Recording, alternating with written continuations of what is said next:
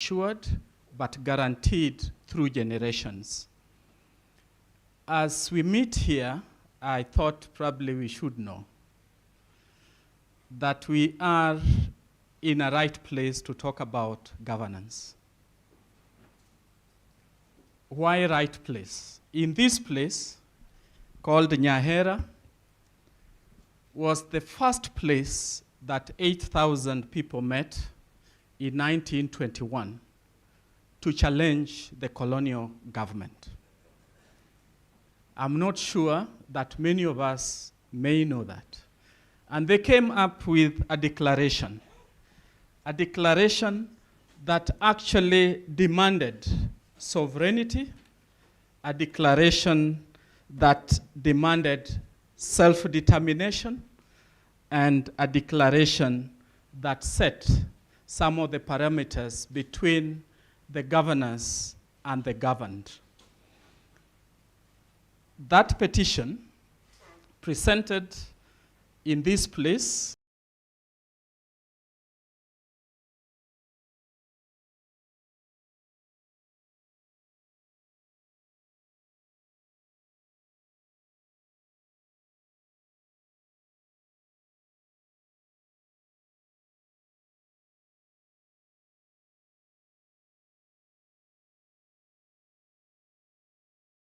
revoked, and instead we live under a protectorate. I think many of us know that there are certain areas in this country that were declared white highlands, isn't it? There were even attempts to make them self-governing. But this place said, no, we are not going to go through that. Number two, they demanded to establish a local government with an African president with its own legislature. That was 1921, about 103 years ago, isn't it? They demanded the abolishment of the Kipande system. We still have our IDs, isn't it? But it was a major issue. They demanded a reduction on taxes, particularly hat and poll tax. 100 years plus, we are still talking about taxation, isn't it? And when we talk of Gen Zs and all that, it is in that context. They demanded an increase in wages. We are still talking about wages, isn't it? They talked about granting of title deeds. In other words, they were saying we are not going to be tenants of the crown. They demanded abolition of labor camps. And last but not least, the eighth one, that they wanted a government school. That is the context we are actually meeting, talking about sanitation what? Governance. It is also important to note that around the same time, the public health order in council was also promulgated. Drafted 1921, promulgated around 1923. So I just want to probably mention, remembering that I have probably only 15 minutes, that when we talk about sanitation governance, it is an imperative. And we have come to learn that governance in sanitation is fundamental condition for lasting access to sanitation for all, leaving no one behind. I would also just want to mention that this conference has identified 4 pillars of governance which are critical and which are going to form the basis and the parameters of our discussion over the next 2 days. 1, promotion of good practices in sanitation governance. 2, innovative and optimized financing. 3, innovations, technologies, and market opportunities.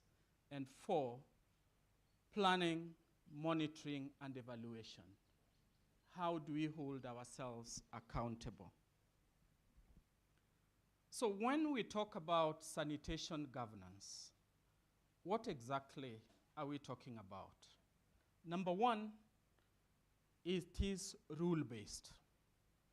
It is not boundless. It has boundaries with clarity of responsibilities and roles and relationships, but which also recognizes that it involves costs. And therefore, when we talk about innovative financing, we do recognize that for us to deliver and accelerate towards safely managed sanitation for all, it is in the context of what we can do within the resources that we have. Number two, it is about mechanisms, processes, and institutions. And this basically recognizes, and our brother Anthony was recognizing different players within the space. So governance is about how we relate with one another. This brings in fragmentation of interests, fragmentations of decisions, and therefore calling for coordination among these different players. Number four, when we talk about governance, what is it all about? Number one, it is about laying down rules, procedures, and systems to guide and regulate actions. These are actions which are not by one, if you like, person, but it involves different persons in its different dimensions. Number two, it is about structure. It is about processes for decision making. Thank you. Let's be standing for our governor. Good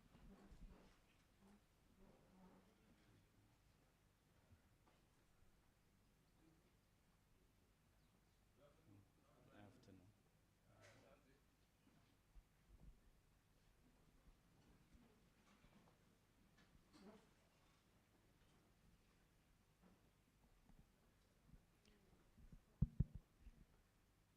Your Excellency, welcome. Thank you. Number three, it is about constructive cooperation between different sectors and actors. Number four, and I would like to probably emphasize on this, it is about legitimacy of the exercise of sovereignty and power. And this is critical because when we understand it that we are exercising delegated power and responsibility, then our actions must be considered and deemed to be responsive to those who have delegated that power to us. And that is what brings in legitimacy.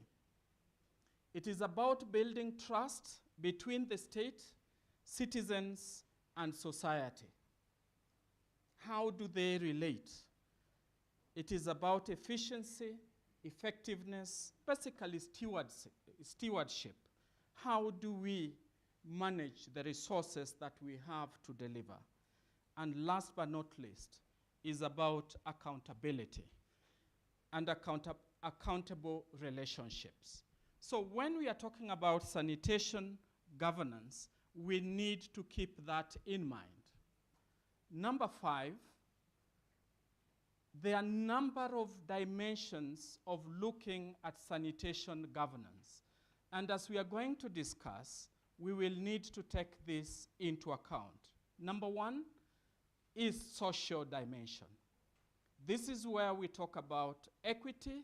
This is where we talk about inclusivity. This is where we are talking about ensuring that no person or no one is left behind through the resources that we have and the services that we deliver. The second dimension is economic. And this is where, for example, the utilities that are represented here we are reminded that one of the guiding principles of our business is commercial viability. And when we talk about commercial viability, is about doing business in a way that makes sense, that is efficient, that will give us the outcomes that we value. Therefore, delivering the best value based on the available resources. The third dimension is political. And this is where we talk about rights. And Anthony did mention that our Constitution has come out in an unequivocal way to say that every person is guaranteed a right to reasonable standards of sanitation. That is a political pronouncement. So this talks about equal rights and opportunities to everyone, and which must be reflected in the decision making.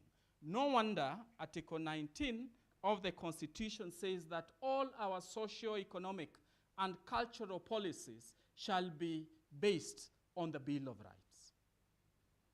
And last but not least is environmental. And this is where the question of sustainability comes. And this sustainability is intergenerational, is cross-generational. So it becomes important that when we talk about governance, issues of sustainability become key to our conversation and actions. But sanitation governance is also principle and value-based. And I would like just to remind us that as we will be talking about the different dimensions or areas of our occupation over the next 2 to 3 days, that governance is principle-driven and value-based. And our Constitution has identified a number of principles that are key for us to remember. Some, and if not all, are binding to all state organs, state officers, public officers, and all persons. Whether you are within the public domain or private domain, it is important to understand these governance principles. So these are provided for under Article 10, when we talk about national principles and values of governance. These are leadership and integrity principles, which are enumerated under Chapter 6 of our Constitution. These are devolution and devolved governance principles, which are enumerated under Article 6 of the Constitution and Article 174. These are public finance management principles, which are enumerated under Article 201 of our Constitution. These are public service principles and values. These are human rights values. These are land, environment, and natural resources principles that are provided for. So we are saying that as we are going to discuss at good governance and how it would enable us accelerate towards our 2030 commitment, it would be important to take note of that. I would want also to bring us to appreciate that when we talk about sanitation governance, it is in context. And this is within our overall governance structure and architecture. And these are also enumerated. Number one to consider is delegated sovereignty. This is something that we do forget from time to time. And probably the struggle that we even have and the conversation that we have today is how we exercise delegated sovereignty. Article 1 of the Constitution is clear that all the sovereign power belongs to the people of Kenya, and then defines how they delegate it. To legislature at national and county level, to executive at national and county level, to judiciary and tribunals, and to the county governments, executive and legislature, and then to the constitutional institutions as provided for under chapter number 15. Multi-party democracy that we do recognize that we operate within the context of pluralism, that we have different vehicles of engagement and through which we make decisions. And therefore, even when we are talking about, for example, manifestos and so on and so forth, we need to recognize that if we are to govern effectively within the sanitation space, we cannot lose sight of that. Participatory governance, and this is one of the core principles under Article 10 and cuts across almost every labyrinth of our constitutionality and institutional design. Diversity, equity, and inclusion, rights-based governance, as I said before, devolved and decentralized governance. It is interesting, again, to take into account that by design, we talk about devolution, and that is defined between national and county. But there is also further devolution. For example, county governments are reminded that within their structures, they should further decentralize. National government institutions, the same. And then, last but not least, devolve functional and fiscal governance. And I would want probably just to mention that as we talk about sanitation governance, we have to bear in mind that the policy environment has shifted. We are not longer talking about some, but we are talking about universal coverage. We are no longer talking about certain aspects, for example, of sanitation, but we are talking about comprehensive coverage. And we are no longer talking about now, but we are talking about safe management, which is within the overall context of sustainability. So as we are going to probably discuss even further, we need to ask ourselves, what should good governance strategy look like? A good governance strategy clearly articulates our aspirations, our vision. We must have a clear theory of change. How do we want to change our current status to have it better tomorrow and even today? There should be clear principles guiding our actions and values. There should be a clear articulation of approach, whether it is an economic approach, whether it is a rights-based approach, whether it is a welfare approach, whether it is a neoliberal approach. We need to ask ourselves, for example, when we are asking that we create space for private sector participation, from where are we going to govern? It has to be strategic and inclusive in planning and resourcing. Roles and responsibilities must be clearly aligned and defined horizontally and vertically. We have to nurture coordination and synergies, including partnerships. Public engagement and communication needs to be clearer. Stakeholder coordination, risk and performance management, and accountability are critical. Last but not least, when we are talking about sanitation governance, what are some of the issues? And I think the previous speaker, Anthony, did highlight some. As we talk about acceleration towards universal access of safely managed sanitation by the year 2020, we need to remind ourselves that we are awfully off track. Director did mention that we are only at 33%. What I did not hear was whether that was safely managed sanitation or we are 33% in terms of basic or improved sanitation. If you are to go the safely managed sanitation that goes across the value chain, as we had been directed on the first page of our program, then we can see the challenge that we have.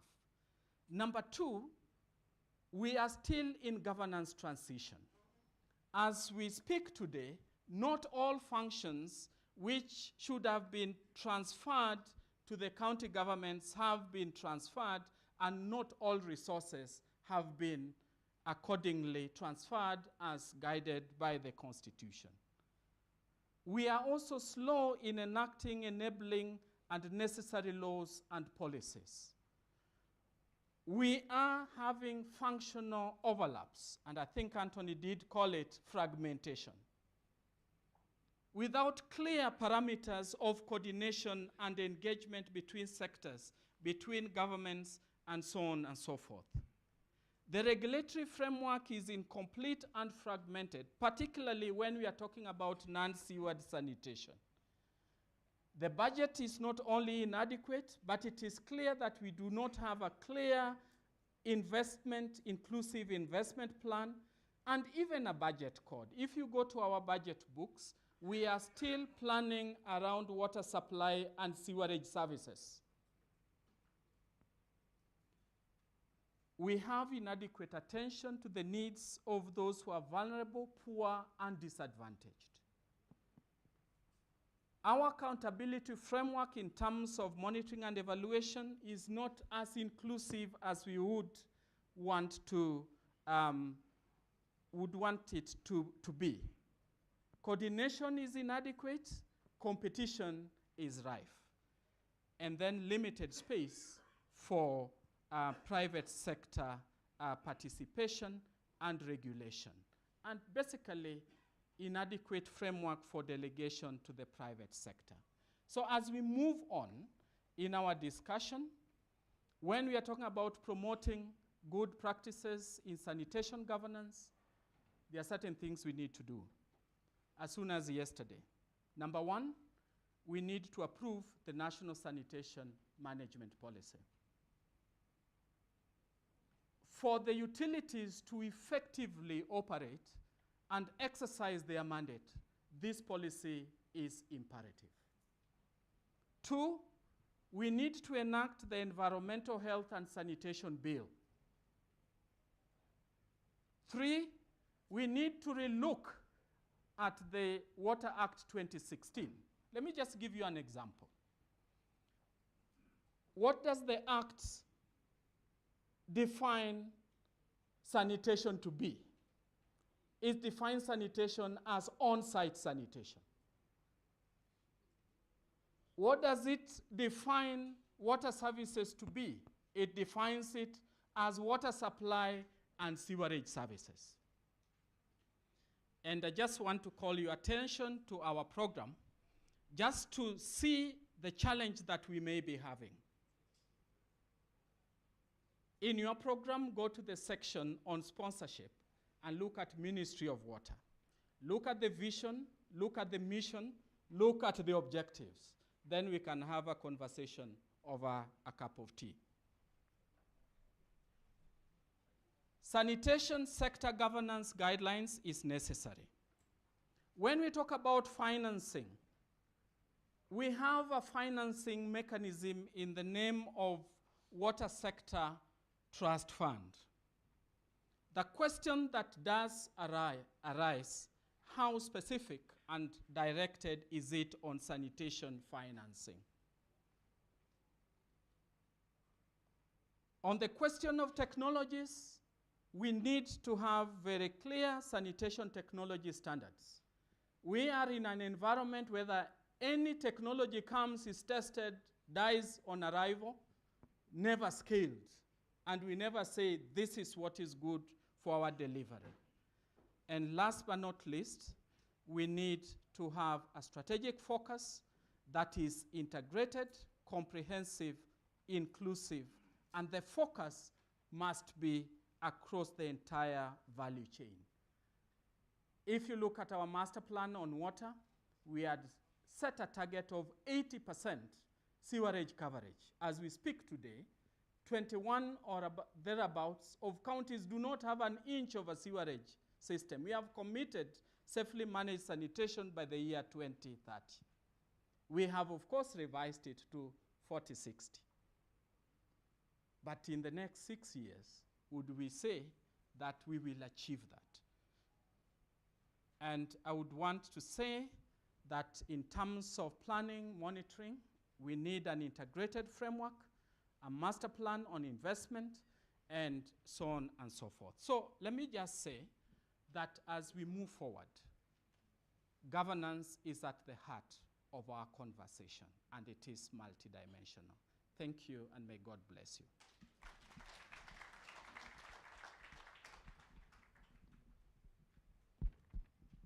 Another round of applause, please. Chief guest, the representative of the Cabinet Secretary, Ministry of Water and Sanitation and Irrigation, Engineer Sao Alima. Our host governor, His Excellency, Professor Anyang' Nyong'o. The County of Kisumu is the main host of this event. And we will transition to the official opening ceremony. So I would want you to hold that presentation that has been made because of the special request by the host. He's engaged elsewhere.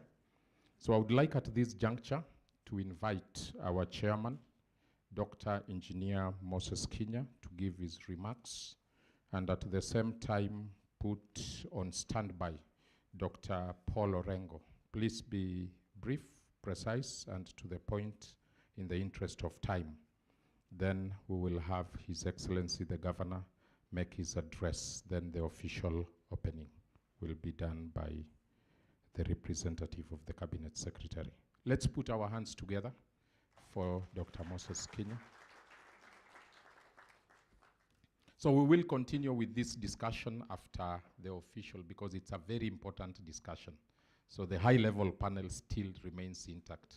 It is only we have done some realignment.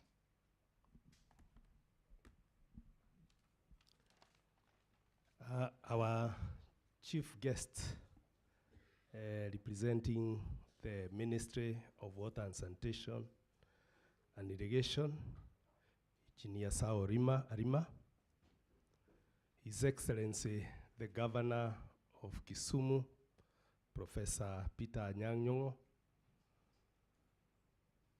the CEC for Water, Environment, Climate Change and Natural Resources, County Government of Kisumu, Madam Edith Oruoch, the Vice Chair of WASPA and our host, MD for Kisumu Water, Thomas Odongo, CEOs of state corporations, Board of Directors present, our sponsors and exhibitors, fellow MDs, distinguished guests, ladies and gentlemen, good afternoon.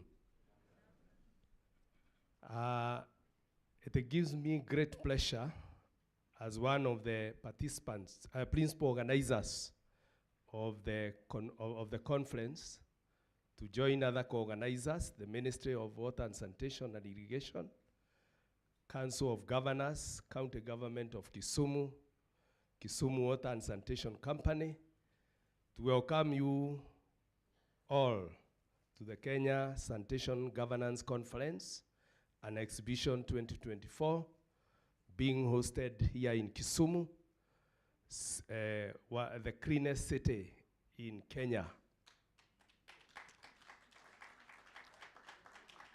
And also located to the shores of the beautiful Lake Victoria. The theme for this year's conference is promoting good governance to accelerate safely managed sanitation. It highlights the critical connection between effective governance and sanitation management.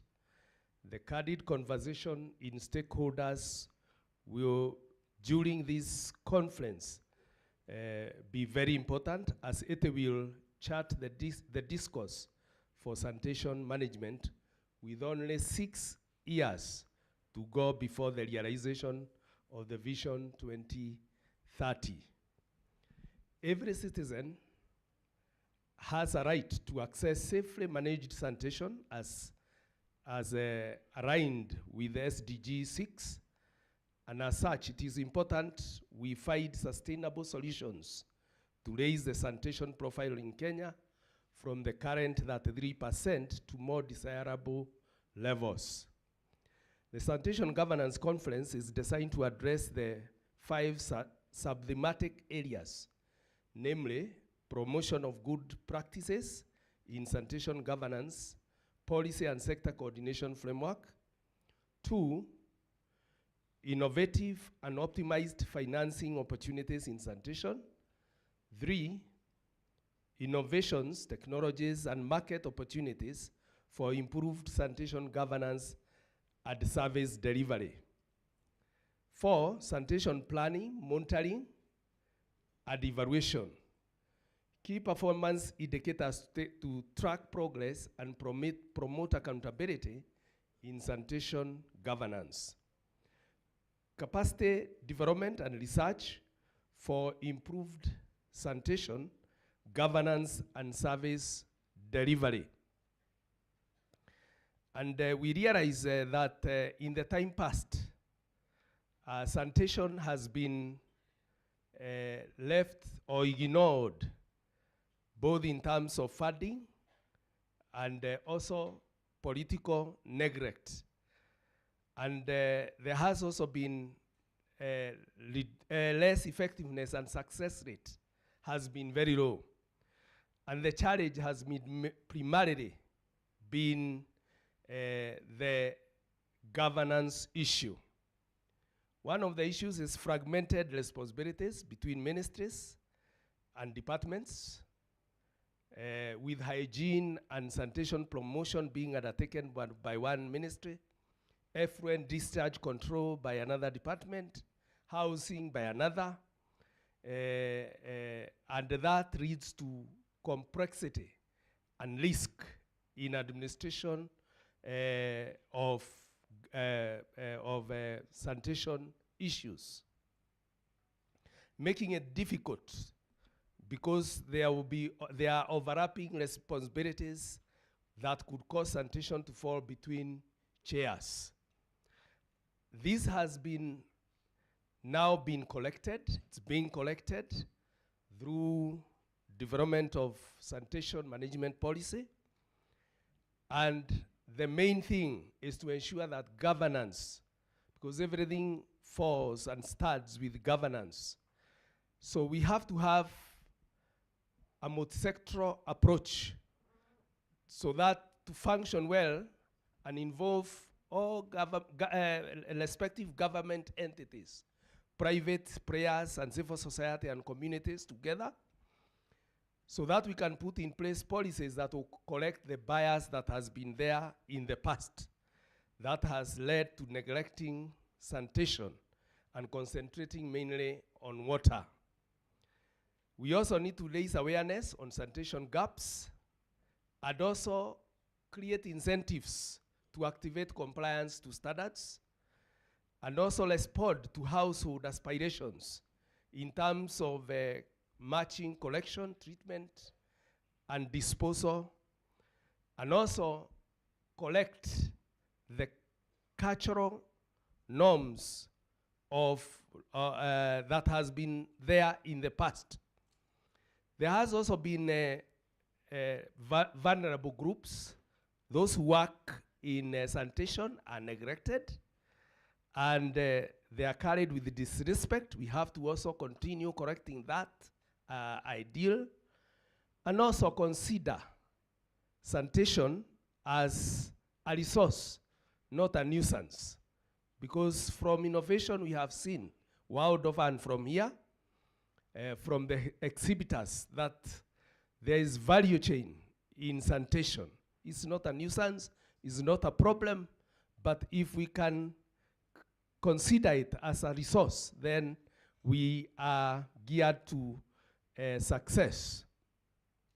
To that end, our chief guest and Your Excellency, WASPA has contributed immensely towards achieving this collection in the gap and the past neglected by supporting development of draft sanitation management policy through mobilization of WSPs to participate in regional stakeholder meetings across the country, creating paradigm shift in the mindset of WSPs to embrace non-sewered sanitation, changing the name of the association from water services providers in the past to current Water and Sanitation Providers Association, to give sanitation the desired attention because it has been left behind, and at the same time advocating for WSPs to follow suit in embracing both sewered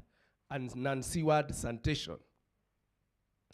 Also embracing sewered and non-sewered sanitation and innovative sanitation technologies through innovative sanitation awards that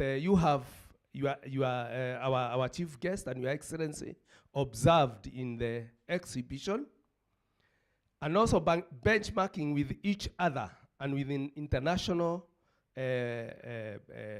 arena.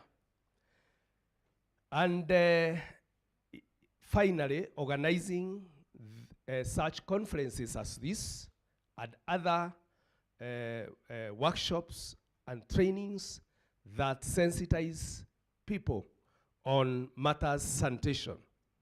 As we participate in this conference, I would like to challenge all the stakeholders to sustain this positive contribution in promoting good sanitation governance.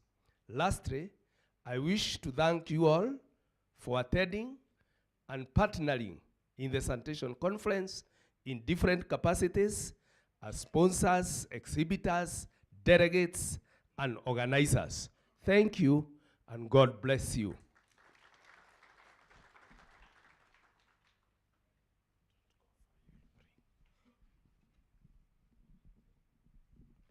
A round of applause. Chief guest and our host governor, we want to bring to your attention that the registered number of participants for this conference is 455, and the confirmed delegates are 309. So we have surpassed our targets. And we have 26 exhibitors. So the targets we wanted to meet, we have achieved. And it's important for the chief guest to note that we have a broad array of stakeholders from national government, county government, water sector institution, private sector.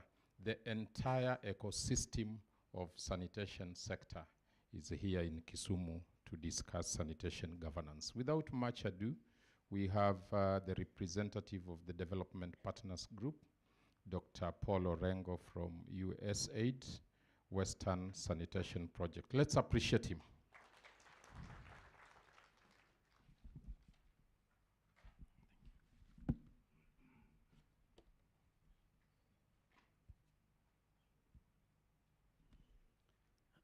Your Excellency,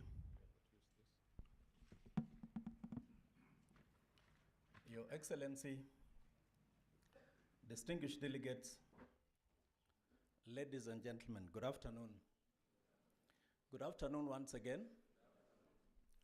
Riding on the protocol earlier established, it is my pleasure to join all of you for this important convening on sanitation governance. I extend my appreciation to WASPA Secretariat and its affiliate utilities, the Ministry of Water, Sanitation and Irrigation, the County Government of Kisumu, the Kisumu Water and Sanitation Company, for inviting all of us to this milestone conference. I'm particularly excited to join such a dedicated team of stakeholders in exchanging ideas, ideals, experiences, lessons on how best to embed sound governance in the sanitation space as a critical step towards achieving Sustainable Development Goal number 6. Your Excellency, distinguished delegates, my discourse this afternoon is induced from some of the best practices and, of course, innovative solutions designed and implemented by USAID Western Kenya Sanitation Project, which I represent in this conference,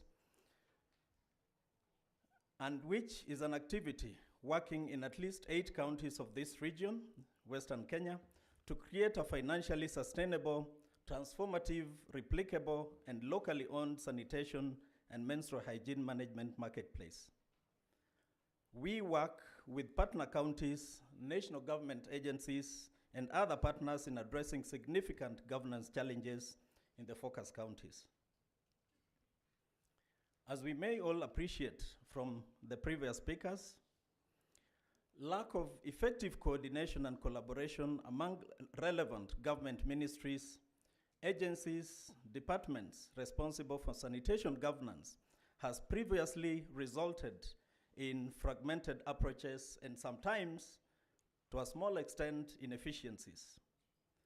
There are also gaps in the legal framework necessary to enforce safely managed sanitation standards, regulate service providers, and hold stakeholders accountable for sanitation outcomes.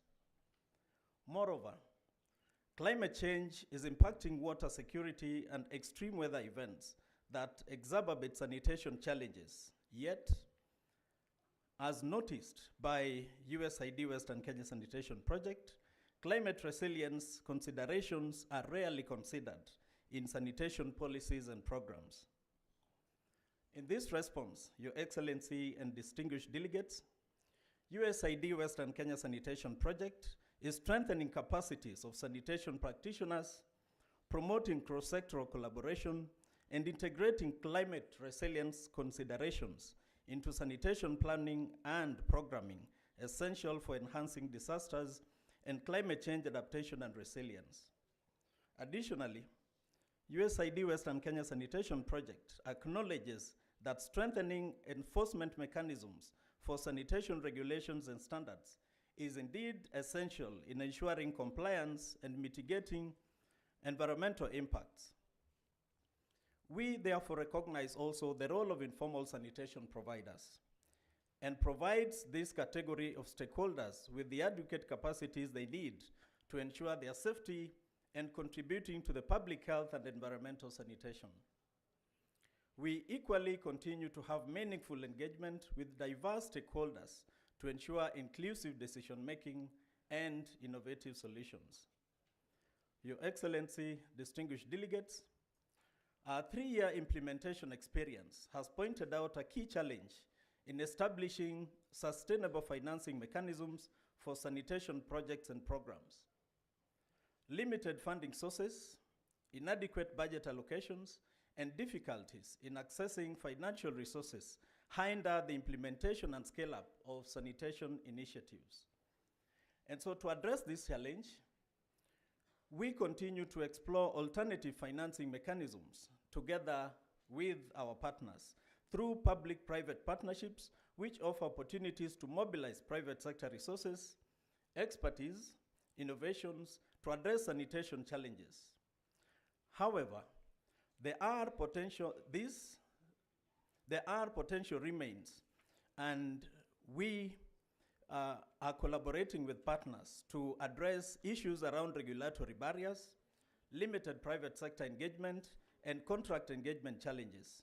Additionally, small-scale enterprises that provide sanitation products and services often struggle to access financing for business growth, technology adoption, and market expansion.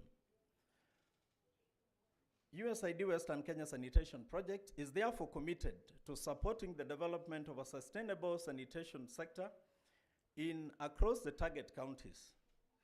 We believe that by fostering a collaborative approach between government agencies, private sector partners, and our local communities, we can create a robust and resilient sanitation marketplace that benefits all stakeholders. As a project, we continue to collaborate closely with our partner counties to develop sector budget and financing strategies that prioritize sanitation infrastructure development and service delivery. And by doing so, we aim to ensure that all residents in the target counties have access to safe, sustainable sanitation facilities and services. Equally important for this sanitation governance discourse is the enabling environment factor, which has been addressed by the keynote speaker. Despite significant progress in creating an enabling environment, many challenges remain, And for instance, we still do not have a national market-based sanitation strategy to help drive sanitation as a business. Without such important strategies and plans, it may be a little more difficult to execute, track, monitor, and report on progress. And so USAID Western Kenya Sanitation Project continues to collaborate with the national and county partners to attend to this gap in support of an environment that is coherent and contributes towards achieving our national goal of a better sanitation management. Your Excellency, distinguished delegates, as I conclude, I would like to reiterate the importance of establishing a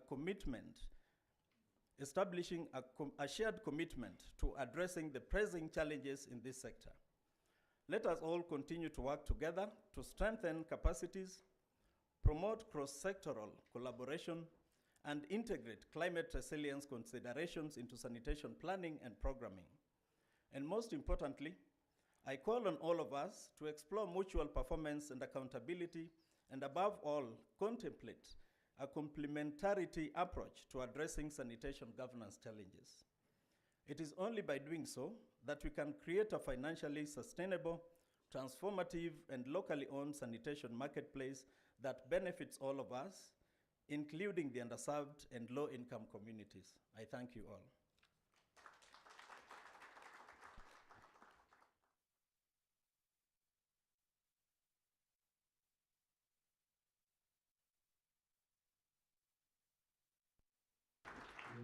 We've been sitting for a long time. I'll request you, please, can we be upstanding? Humbly requesting, Governor, this is your subject.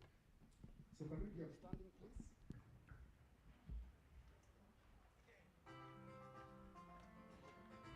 Can we be upstanding, please? I'm still waiting for other people to stand. Can you stretch a little bit? Yeah, stretch. Stretch, stretch. You can hold your waist a little bit. Yeah. Then your hands up, up, up. Let us do this. All of us. Here. In the middle, middle. I want us to do it practically. Up, up, up, up. Then, middle. Then, again. Up, up, up, up. Middle, then. Hoping that we'll follow simple rules. I want us to dance a little bit, then we continue. We do it in Kayamba.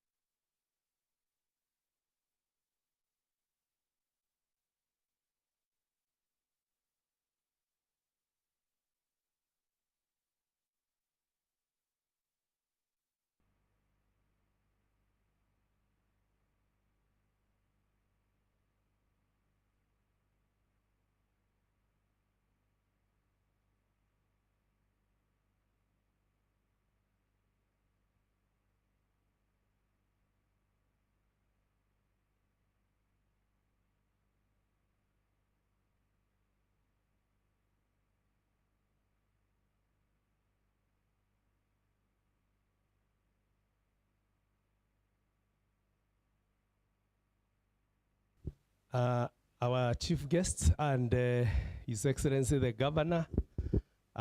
Before I invite the CC for Water and Sanitation to come and invite the Governor, I want to recognize a special group, the Executive Committee of WASPA. If they could stand up wherever they are. They have been in organizing this conference. The Executive Committee member of WASPA, that's the Executive Committee members of WASPA. Thank you very much. You can now sit, thank you.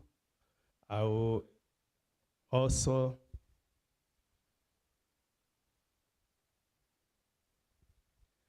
would like to recognize our CEO, who is outgoing. Anthony is leaving WASPA to green pastures.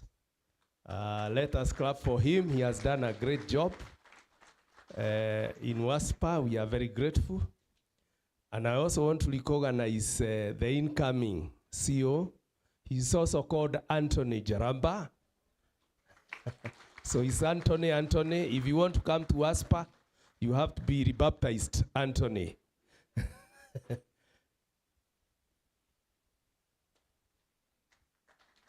So that's our incoming CEO, WASPA, and we are very grateful, and we trust that he'll fit in his shoes because he has done a great job.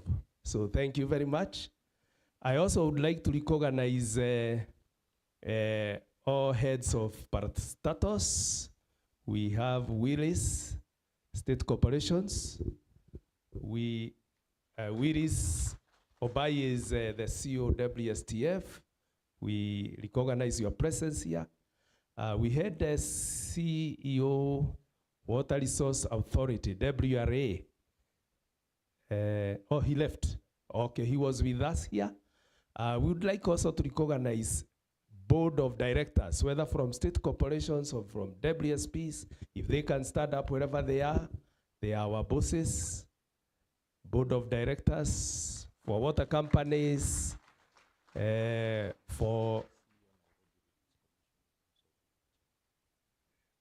you very much. God bless you for attending.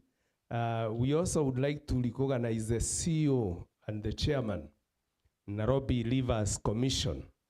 If they can stand up and wave. Thank you very much. They are helping us to clean the Nairobi rivers. We are very grateful for the good work you are doing. We would like to recognize also all the managing directors of water companies. If they can stand up, we recognize them. OMDs and their representatives. If you have come here to represent the MD, you can also stand up. Let us clap for them. Thank you very much for coming. We would like to recognize the private sector. If you are here and you are from the private sector, our sponsors, if you can stand up, we recognize you. Sponsors and the private sector, thank you very much. Community workers, if you are here, you are from the civil society, community workers, you can stand up. We recognize you also. No, nobody from community workers, civil society. Thank you very much. We also have the chairman of young professionals, the Gen Z. He can stand up. And if you are a Gen Z, we would like you to stand up also. Gen Zs, we want to encourage them in terms of sanitation. They are taking over. Yes, let them stand up. We want also them to be very sensitive on sanitation issues. Thank you, Gen Z, for the good work in sanitation. We want you to do it vigorously so that we can change the sanitation space. So we want to see you active in the sanitation space. I would also like to recognize the representative of the PS, State Department for Devolution. Thank you very much. God bless you. Then all our workers, sanitation, water and sanitation workers, WSP workers, if you are there, you can stand up. All our WSP workers, staff from WSPs. I thought they should be the largest group here. Thank you very much. We are very grateful for your work that you do for us. God bless you. I think we have recognized everybody who was to be recognized. And if you haven't been recognized, can you stand up? If you haven't been recognized. Thank you. We recognize you, sir. Thank you. Which organization? Oh, researchers. Researchers and academicians. Thank you very much. Researchers and academicians. Viewers. Also, viewers. Thank you. Thank you. God bless. Viewers, start. Women in water, yes. Women in water. I thought all women that work in water and sanitation should start. Not only the... Oh, he's a male champion. Emeritus. Thank you. Thank you very much. I think we have recognized everybody. And now I would like to invite Madam Judith Orwoch, the CC, Water, Climate Change, Environment and Natural Resources, County Government of Kisumu, to give her remarks and welcome His Excellency the Governor. Karibu sana, Madam. Thank you very much, Chairman. Your Excellency, the Governor of the County of Kisumu, Professor Peter Nyang'nyong'o, representative of the CS, distinguished guests, ladies and gentlemen, good afternoon. My name is Judith Orwoch. Yeah, so I'm the acting CC in charge of water, environment, natural resources, and climate change. Now, you forgot to recognize the host team as well. We have two departments represented here. We have the Department of Health, and we also have the Department of Water Environment. Maybe you also need to stand up and wave to the team. Yeah, thank you, thank you. We also have Kewasco, which is our county entity. You also need to recognize them.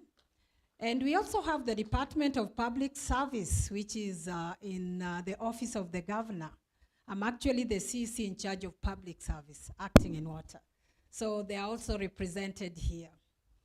Ladies and gentlemen, we are delighted to host you in Kisumu. And please make sure you sample Kisumu when you are here. It's a clean city that has already been acknowledged.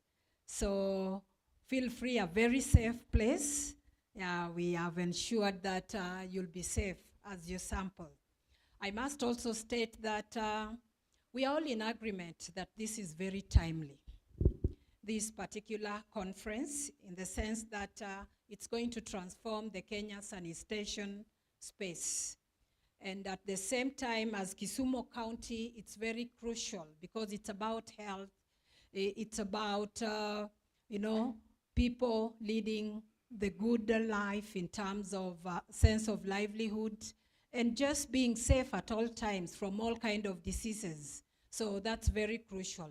But Your Excellency and representative of the CS, I also want to report that the County Government Department for Health as well as for Water and several stakeholders have actually established the Kisumu County Joint Intergovernmental Sanitation Committee. So this is a membership committee organization that is spearheading the development of citywide inclusive sanitation planning, and will be very crucial in scaling up the rural-urban sanitation space. So with those few remarks, please let's be upstanding to welcome His Excellency the Governor.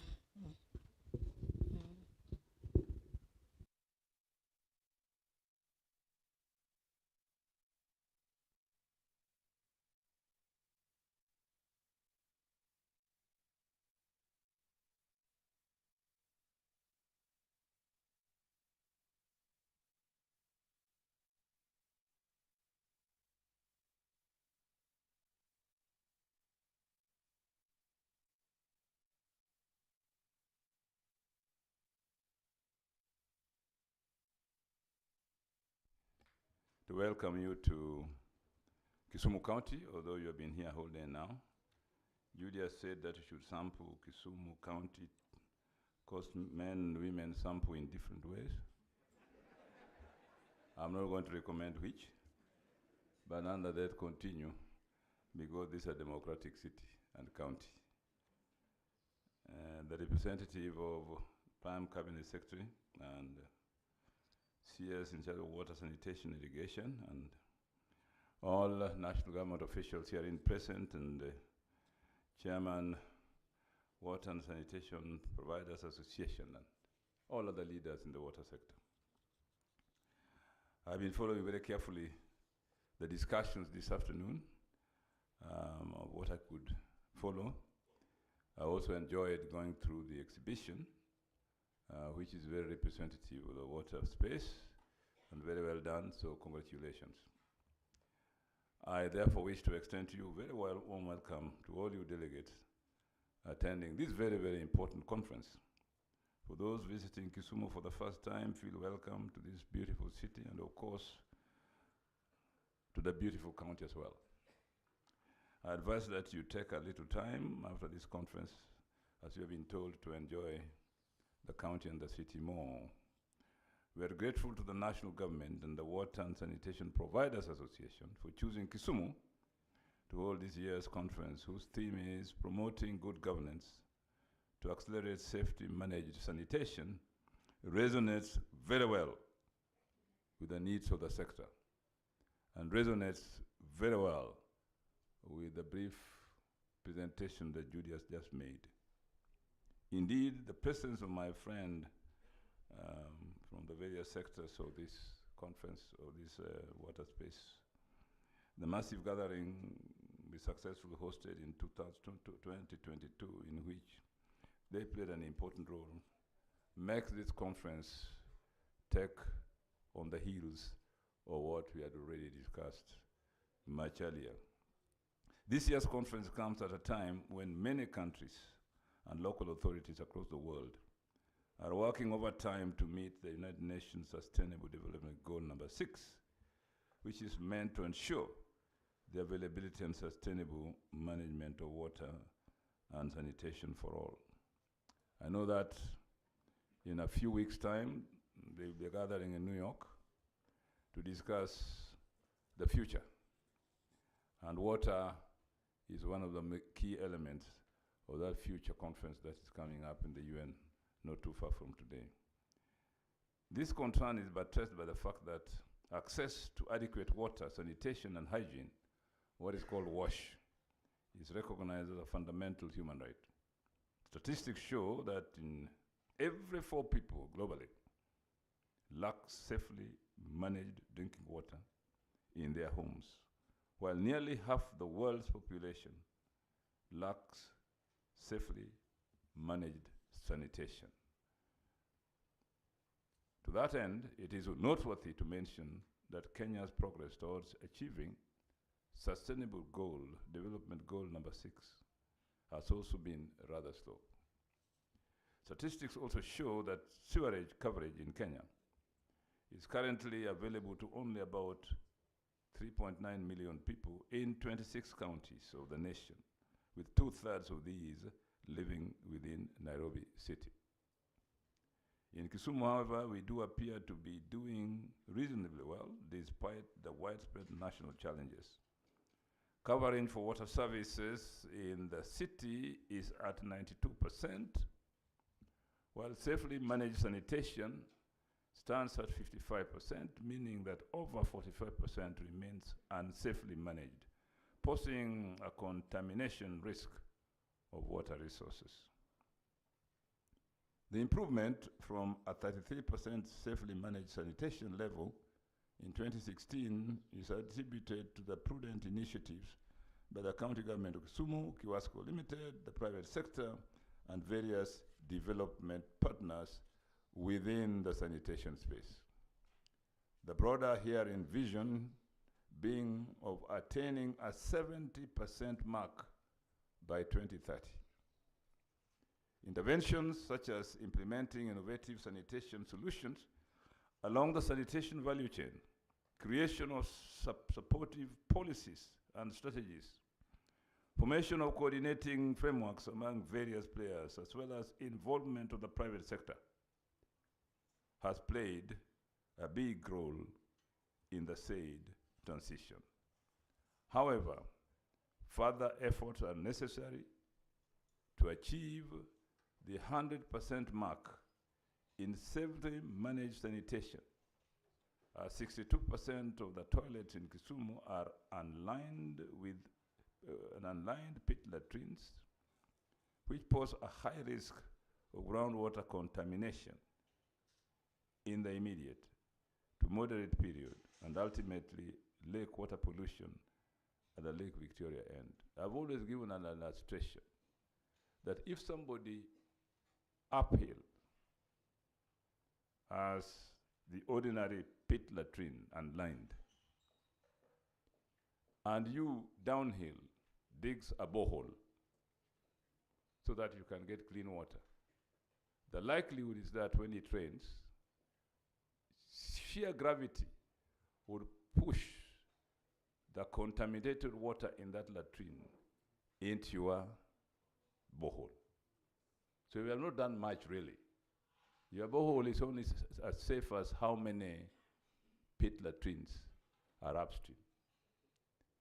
You understand that? So the digging of boreholes itself is not enough. I know I'm a borehole consumer, but fortunately there's nobody upstream because I'm on a flat ground. But I know that this is the risk that we run. To address this, the county intends to prohibit the construction of such structures through line bylaws with due sanctions for non-compliance, unless are developed and widely disseminate to the public standard designs for safely managed sanitation technologies. These being with enhanced compliance monitoring to ensure that all new construction adhere to the set standards. So Judy, your ministry has a lot of work to do in conjunction with Kiwasco to save us. We cannot, given the extent to which piped water exists in our county at the moment, and most of it comes Kenya, we cannot stop pit latrines, but we should do it safely. We definitely an improvement over not having piped water is boreholes. And if boreholes are going to help us, we must do something to pit latrines as an urgent measure. Kiwasco has well confronted the challenges of clean water provision in the major part of her now served city area of Kisumu County, and is now obligated to extend the provision of water and sanitation services to the underserved people within its service area. The said is in line with my manifesto and pledge to the people of Kisumu. As a service provider, Kiwasco has a low-income areas initiative as one of its key strategic priorities. That is in Kiwasco Strategic Plan 2023-2024. And the said aims at improving access to water in low-income areas from 88% to 95% by 2028. Now, Tom Odongo is here. Please ask him how they are going to do that. He's over there. When I leave. To achieve the said, Kiwasco has had to employ various service provision strategies, among them a delegated management model, which is an innovative strategy used to accelerate service provision to the poor in the informal settlements. The said is undertaken through the PPP model and decentralization concept in management, which endorses the water supply and management reforms of the 2016 Water Act. The objective of the DMM model is to help Kiwasco reduce illegalities, water contamination cases, and improve on the general public health of the residents within the service area.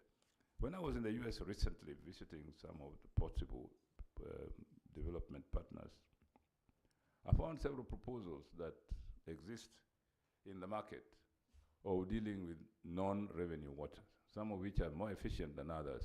I think I'll share them with Tom subsequently. In addition to the said Kiwasco, Kiwasco has forged numerous strategic alliances aimed at enhancing water coverage. These partnerships involve direct financial support for high-impact water projects in Kisumu, thereby boosting access to clean and safe water. However, ladies and gentlemen, with only 6 years remaining to the year 2030, the cutoff for the delivery of the SDGs, Kenya, just like the rest of the globe, is quite off track in achieving SDG 6 and must move with speed in reviewing her strategies. Many years ago, when I entered Parliament in 1992, there was a policy called Water for All by the year 2000. The year 2000 has come and gone, and there's no water for all. Now Tom is telling me there's water for all by the year 2030. Even Vision 2030, which we worked on. Now 2030 is coming. Please don't knock my door and say, where is the vision? So I know it is good to have aspirations, to have goals, but let us come as near these goals as possible if they are going to be grounds for our planning and action. It is thus because of these concerns that I do find this conference extremely timely and important, as will so help inform policy as well as unlock and formulate strategies for the sanitation sector. Delegates attending this conference must therefore ask tough questions and provide answers and solutions as well as during the two-day summit. I am confident that various professionals in the water and sanitation sector attending the conference are well prepared to share their experiences by way of line presentations and research papers now to address challenges facing the sector. We just came in when somebody was talking along those lines, and I hope there will be more of that. I'm looking forward to an illuminating and exciting meeting where we'll examine the sector and its isolate areas for quick interventions. Our counties have been faced, ladies and gentlemen, with periodic interruption of water and sanitation coverage, sometimes for reasons beyond the scope of water providers. In the said regard, severe drought in various parts of the country have caused prolonged water shortages. Ironically, heavy rains have also disrupted water and sanitation service provisions by damaging water and sanitation installations, as it recently happened at Kiwasco when the water treatment plant was submerged by water, days of heavy downpour of rain. In the said regard, severe drought in various parts of the country have caused long water shortages. How do you deal with severe drought in various parts of the country? Maybe that is beyond us here. But you know, there are countries like Israel, which were once just sheer desert. But I'm sure if you go to Israel today, they will tell you they have no water problem. I'm a Sibio. So I don't think drought is kind of a curse from God that we can't deal with it. I think you people in the water sector must be very ambitious to come up with some ways of overcoming the adverse effect of drought. You are not going to avoid droughts, that I know, unless you go and sit with God and tell God when rain must fall in Kenya all the time, which you are not going to do even when you die.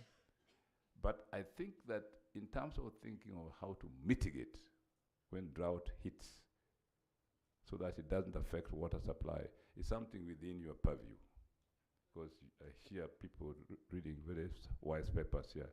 Those papers should also tackle the issue of drought. Charge somebody in the next meeting to come up with a good paper on how do you mitigate drought. Because drought means there's no water, and it is caused by lack of rain and dryness of rivers. But we should not give up to these natural disasters so that our sheep, our goats, our camels die in the thousands. Ironically, heavy rains have also disrupted water and sanitation service provisions by damaging water and sanitation installations, as it recently happened to Kewakro. Sometimes, as the engineers will tell you, poorly managed sanitation leads to the pollution of the limited water resources, and these worsen water scarcity in the country. This conference must also discuss in details the connection between climate change and water shortages in our country and the possible intervention. Now, Judy, your department is called Department of Environment, Water, Natural Resources, and Climate Change.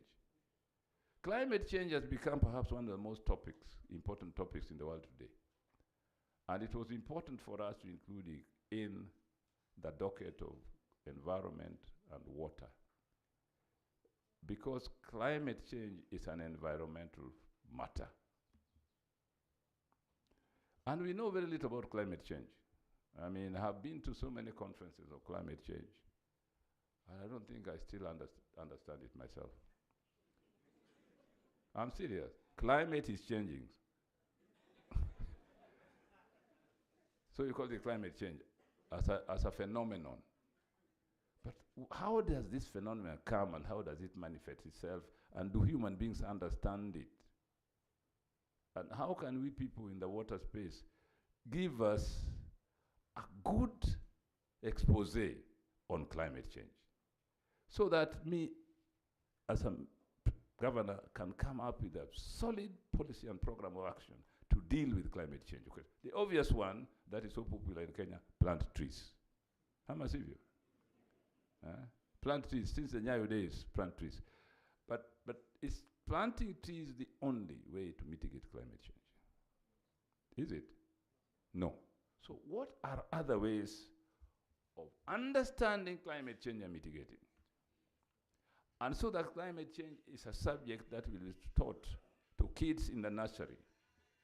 You know, those songs that kids sing in the nursery should form the basis of their understanding there's something called climate change. Let not nursery kids just sing about Nyak Thin. You know Nyak Thin? The clever hair. Yeah. While a lot of gains have been made since the water sector reforms of 2002, sanitation service delivery still receives inadequate attention in terms of investment and development, despite its grave consequences on the health and well-being of our population and the environment.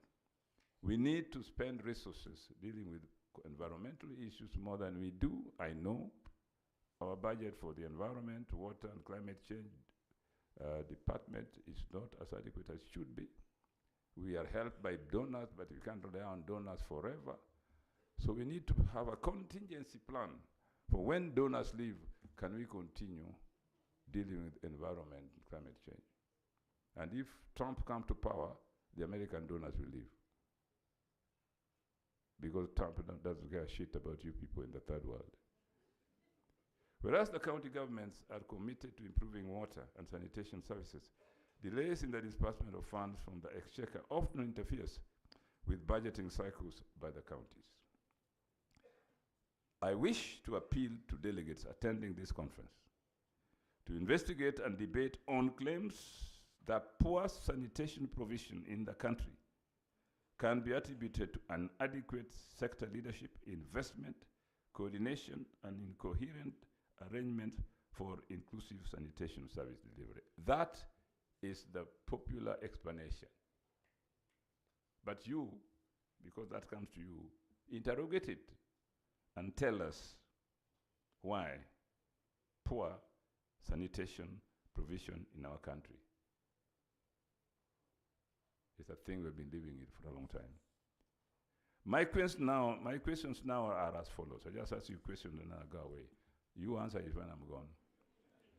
First, are we facing fragmented approaches and inefficiencies in addressing sanitation challenges and obvious gaps? Are we facing fragmented approaches and inefficiencies in addressing sanitation challenges and obvious gaps?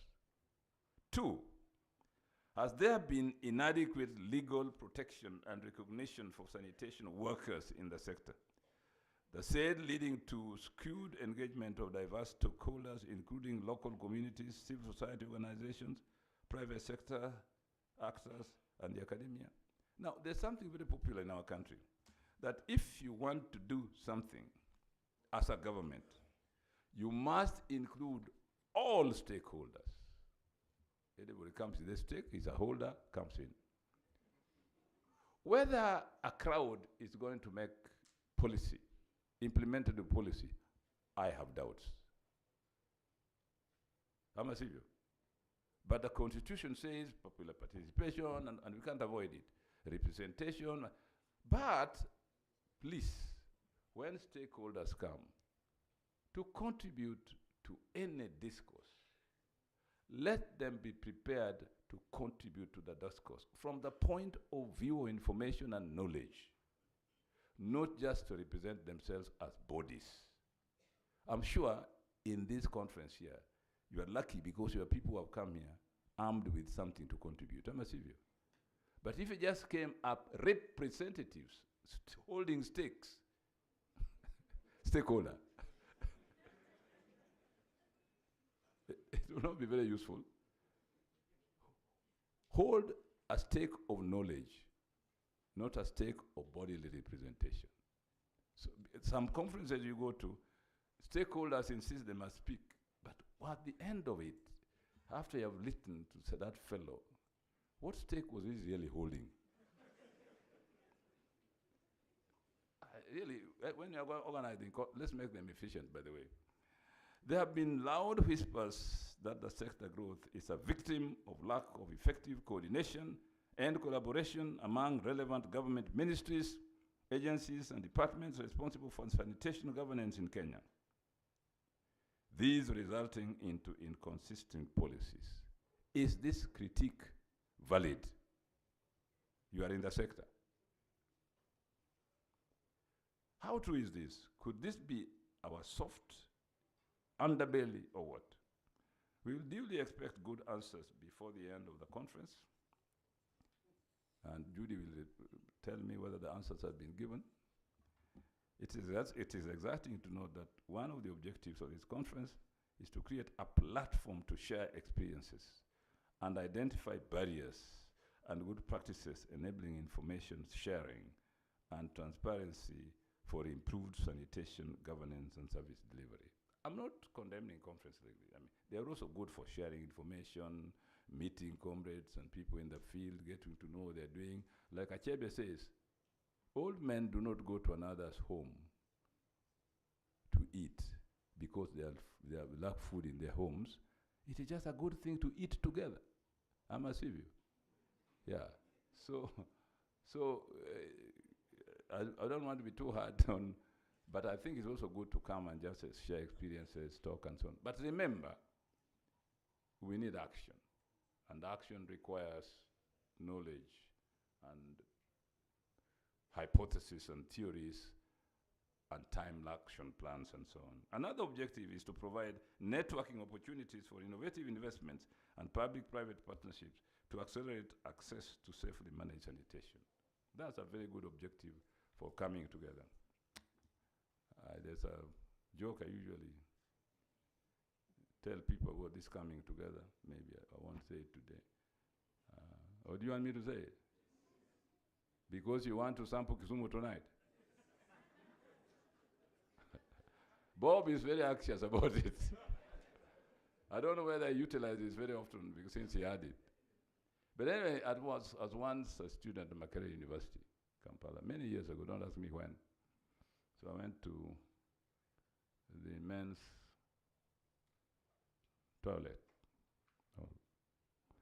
in the women's hall. You know, the women's hall, they had men visitors, so they have to provide that facility. Amasivio. You know, you went to Makerere here? Oh, good. You didn't do the same, but anyway, you might not. So I went. So, of course, I was doing what men do when they go to those, you stand. And then in front of me was a big writing, must have been done by a woman, I think, who went there to do just that and run away. It was written, to come is wonderful. To come together is divine.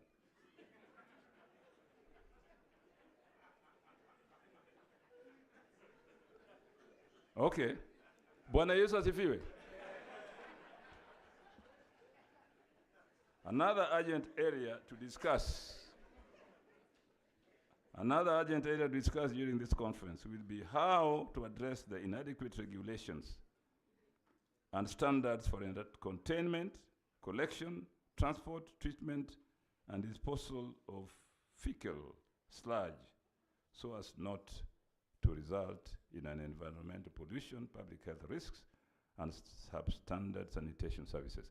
I think this is a presentation which was being made here when I was sitting there, which is very good because I thought it should be there.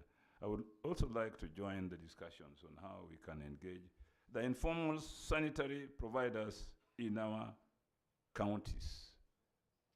There are those who provide sanitary services informally. They do good service, but they need to be incorporated in a space so that they don't do untoward things, or so that we encourage them to do things that enhance their effectiveness.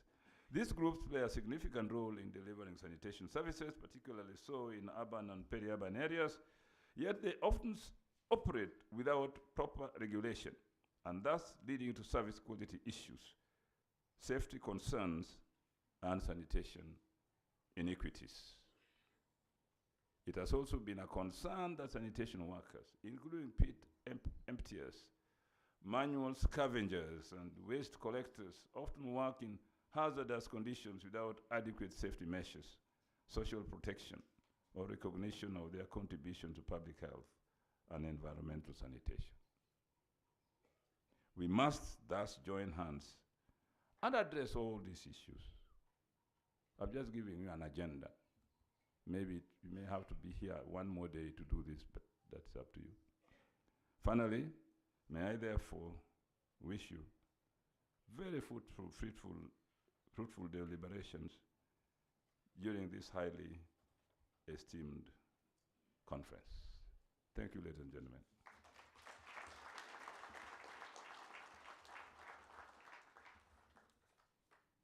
Asante sana kwa makofi. Sasa mimi ningependa kuomba ruhusa niende kwa function nyingine, which is supposed to begin at 5:30. Oh, I'm supposed to call you? Oh, I didn't know that, okay. Okay, let me take this opportunity really to graciously call the representative of the cabinet minister who has come to open this conference on behalf of all of us. So thank you very much. Please come. I may leave before long because I have another meeting at 5:30 somewhere. Sorry, my life is rather, anyway.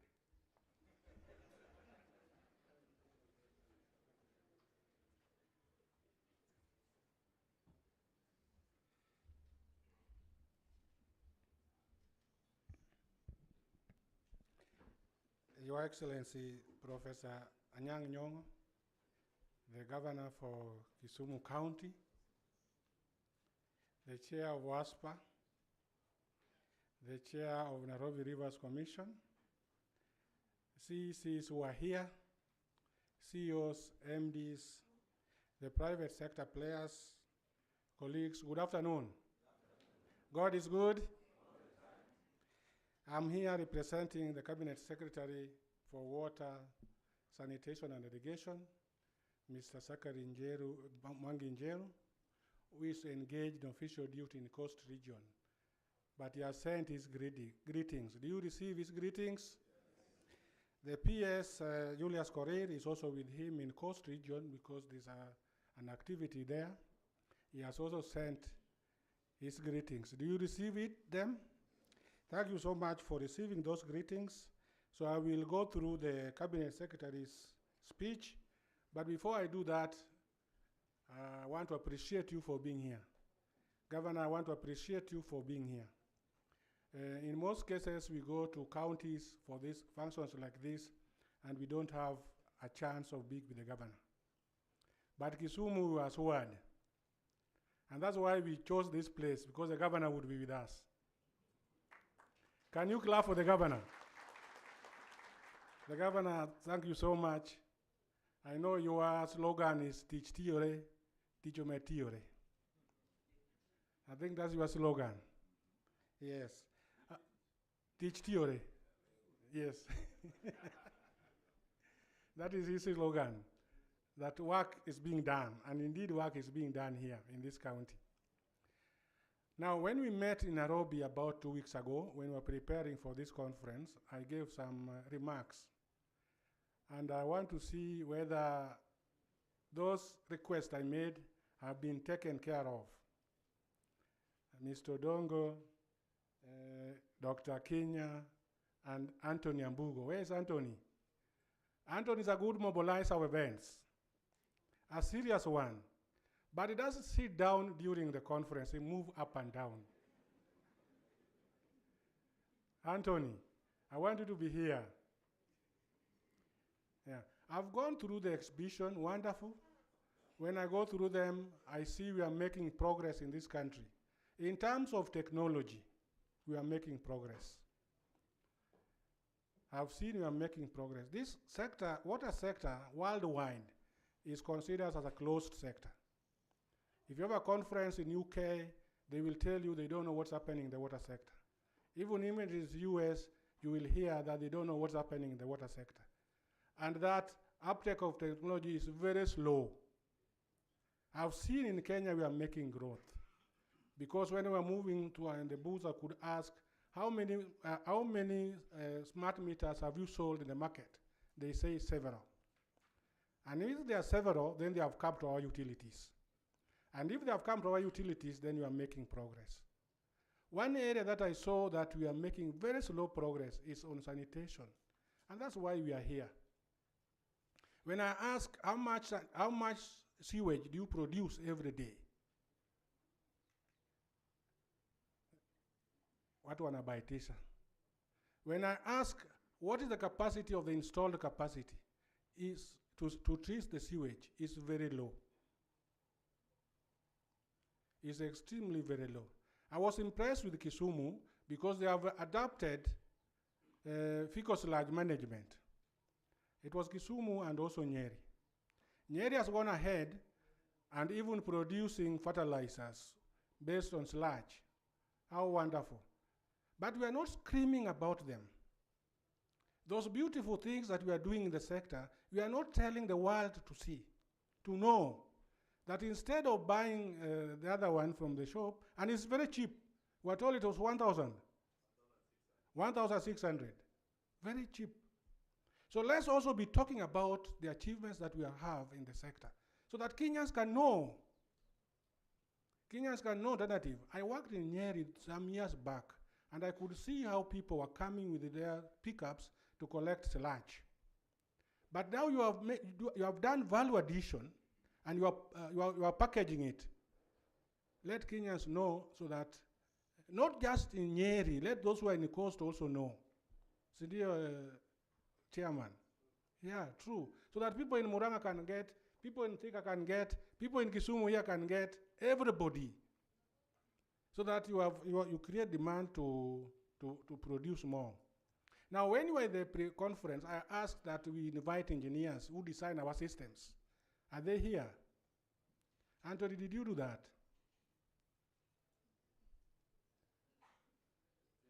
Anthony forgot, because I told you his characteristic. He moves a lot, so that time he was moving.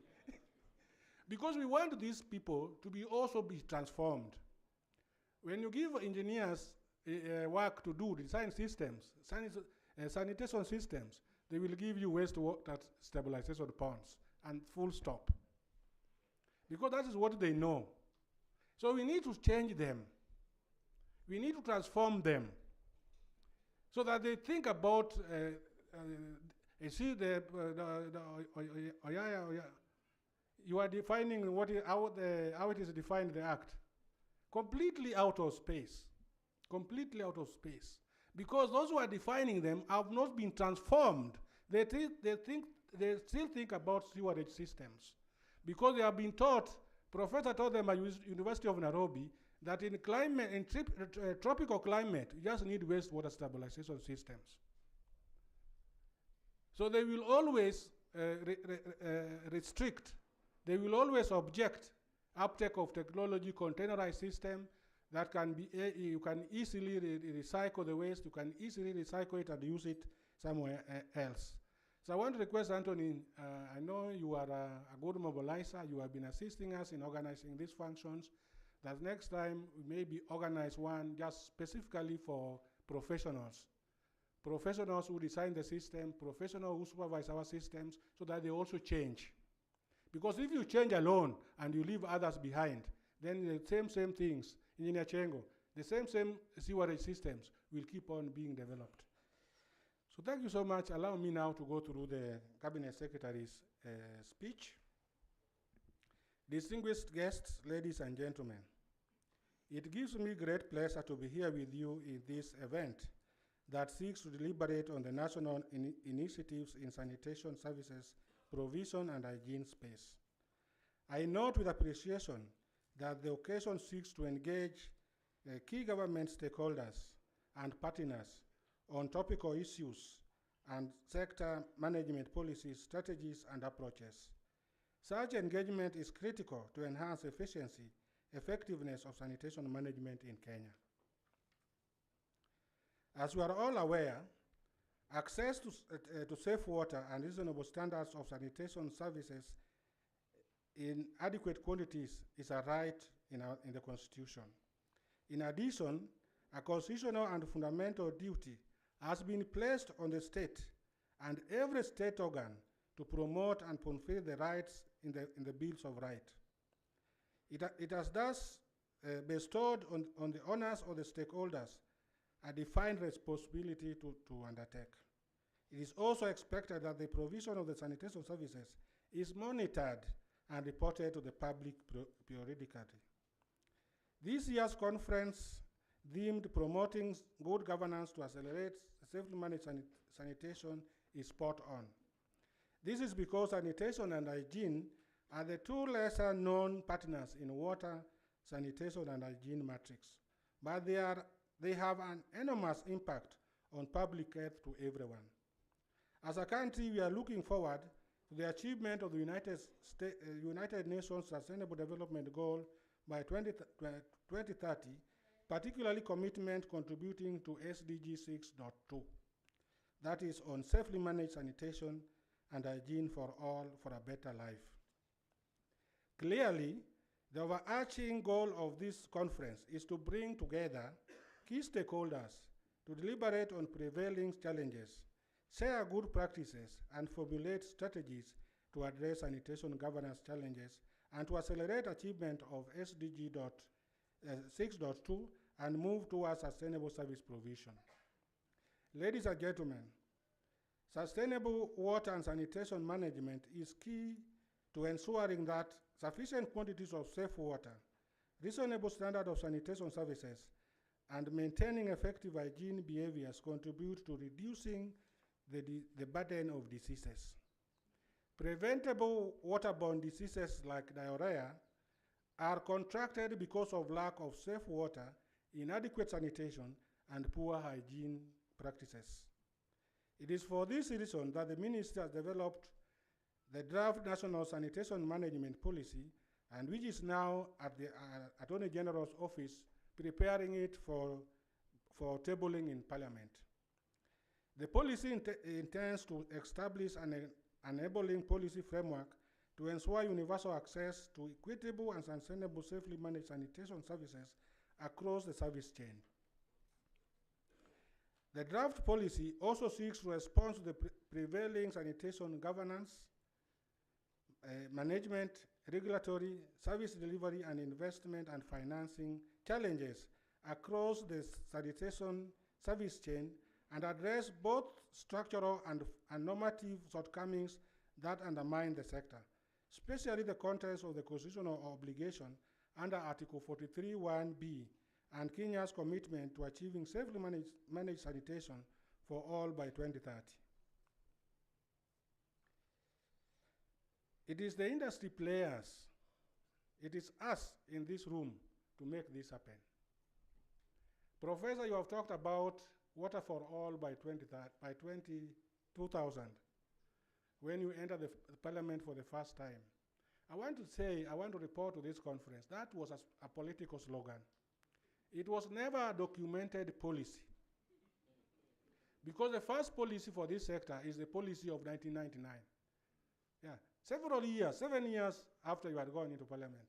That's the first time that we came up with the first water policy on water resources management and developed, enacted in Parliament on 29th April 1999. And that followed with the Water Act of 2002 that has brought all these changes that we are now enjoying and that now we are reporting on. Ladies and gentlemen, if we were to maintain the current trend of water and sanitation sector budgetary allocation by 2030, only 4.2 million households will have access to water coverage against the projected 7.3 households in the urban areas, leaving out 3.1 million households. The cost of providing piped water in the urban areas as a Kenya shillings 236 billion financing gap, very huge. Only 2.1 million households against the projected 5.8 million households will have access to urban sanitation by the year 2030. A total of 3.7 million households will therefore not have access to the service. Providing sanitation services in the urban as a Kenya shillings 365 billion financing gap. Only 6.9 households will have access to improved rural water sources against the projected 8.7 million households, leaving out 1.8 million households. Provision of rural water supply as a Kenya shillings 54 billion financing gap. This is undesirable situation that needs affirmative plan to change. Ladies and gentlemen, the task of safely managed sanitation in Kenya remains urgent and enormous. As much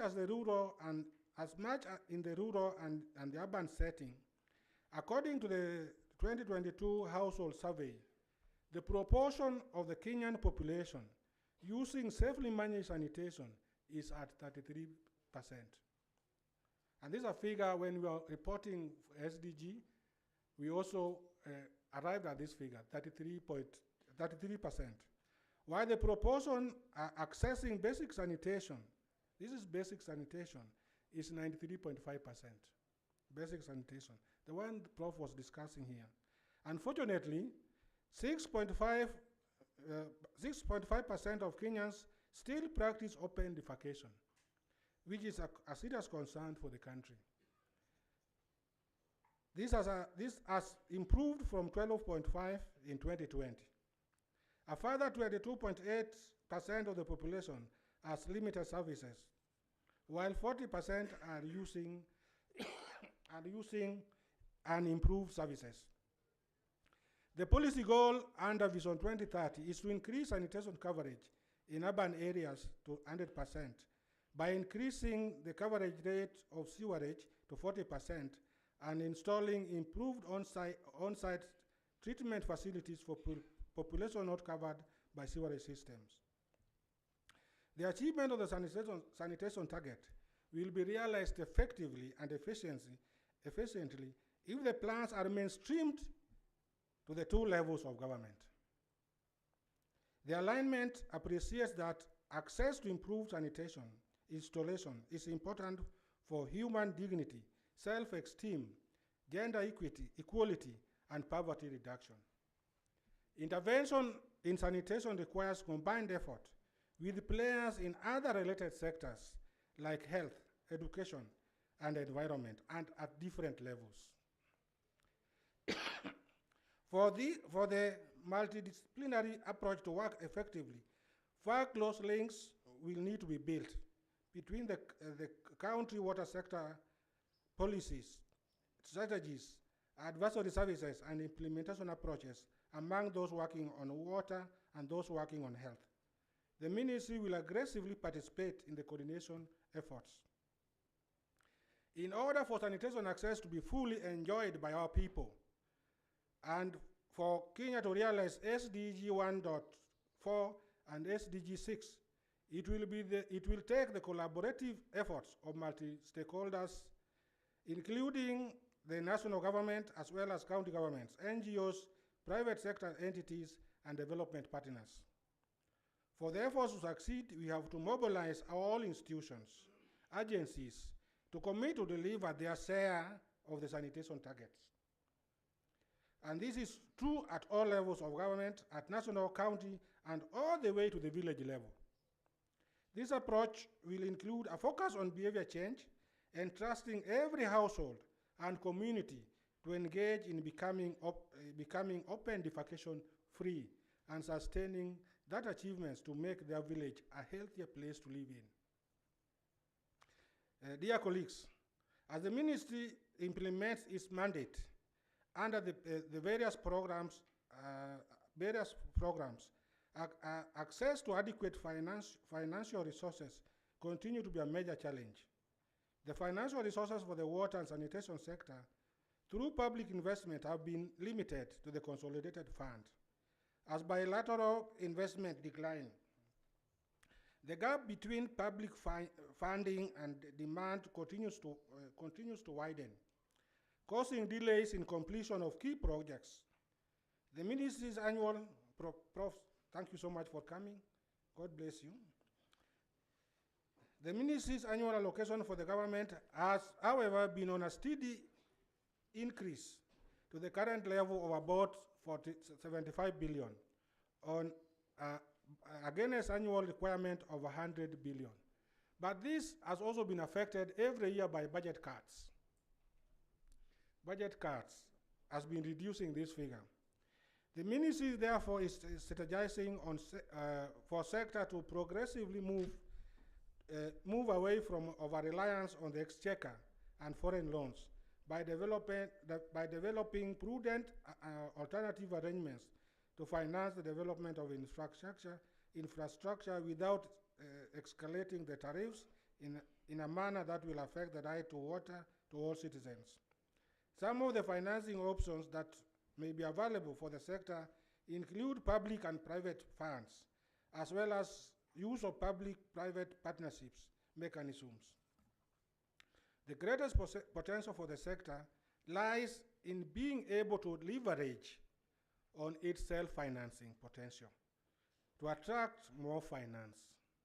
The sector has grown. Last 2 weeks ago or 3 weeks ago, when WASREP was launching their Impact Report 16, the turnover is now 26.4 billion. That's the figure we are given. Against 300 when before the sector before we started the sector reforms. Against 300 million. That's a huge growth. But that money, if you analyze, it goes into OPEX. So there's need for self-financing. We generate and we also invest so that the next person gets water.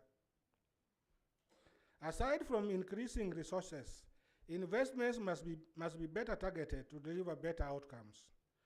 For this sector-wide development and financing plans, as well as adequate information and reporting systems on investments are needed. The practice of many counties to allocate budget according to the number and size of wards and not to the needs and priority of projects has to be reviewed. Further, counties should support their utilities in the tariff setting process. On its part, WASREP has developed a framework for alternative financing that is intended to guide utilities in raising funds for water and sanitation development. Just like we are addressing the water resources infrastructure development, innovative financing for sanitation management is key and is needed to attract investment, create jobs, and support the government in fulfilling SDG 6.2. To broaden capital support base, the government of Kenya enacted the Public-Private Partnership Act of 2021 as a response to this need. The PPP Act is a contractual arrangement between the public and private sector partners to deliver good, which usually involves some combination of facility design, that is construction, financing, and operation and maintenance. The partners share the potential risks and rewards associated with the delivery of the project. We need to examine the different modes of PPP, which include build, own, operate, that is outright privatization, design, build, finance, operate, and maintain, design, build, transfer, build, operate, and transfer, design, build, private contract service, that is O&M, among others. These models provide contractual flexibility and partnerships and identify options to safeguard continued delivery of critical infrastructure services while managing physical impact. They employ a use of technology in the processes while creating availability and ease of monitoring, thus improving performance and cost reduction. The PP model therefore reduces public spending, that is public debt, inculcate efficiency in service delivery, and leverage technologies usually developed by the private sector. I'm aware that to enhance sanitation, there is increased need to improve governance at all levels.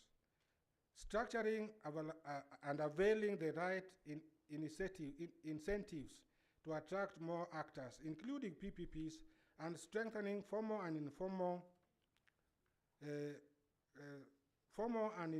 and that includes government, civil society, private sector, and oversight institutions to promote transparency, participation, effectiveness, efficiency, and accountability in sanitation management spectrum. It is for this reason that I assure investors in this field that we are keen to provide conducive environment for businesses to thrive, and I urge them to work with the government of Kenya for the realization of the intended objectives in all spheres of the economy and realization of bottom-up economic transformation agenda. Towards this end, I'm happy to know that the Ministry of Water, Sanitation and Irrigation, together with the county governments, have finalized the National Water and Sanitation Investment Plan, aimed at ensuring universal realization of human right to water and sanitation. This plan is in line with the Water Act 2016 and aims at aggregating the water and sanitation investment and financing plans. It is being implemented by building all projects, including small dams, water service lines, extension and sanitation facilities in rural areas. Water and sanitation service provision is a devolved function and requires new approaches to investment by the public and private sector to reach all the counties.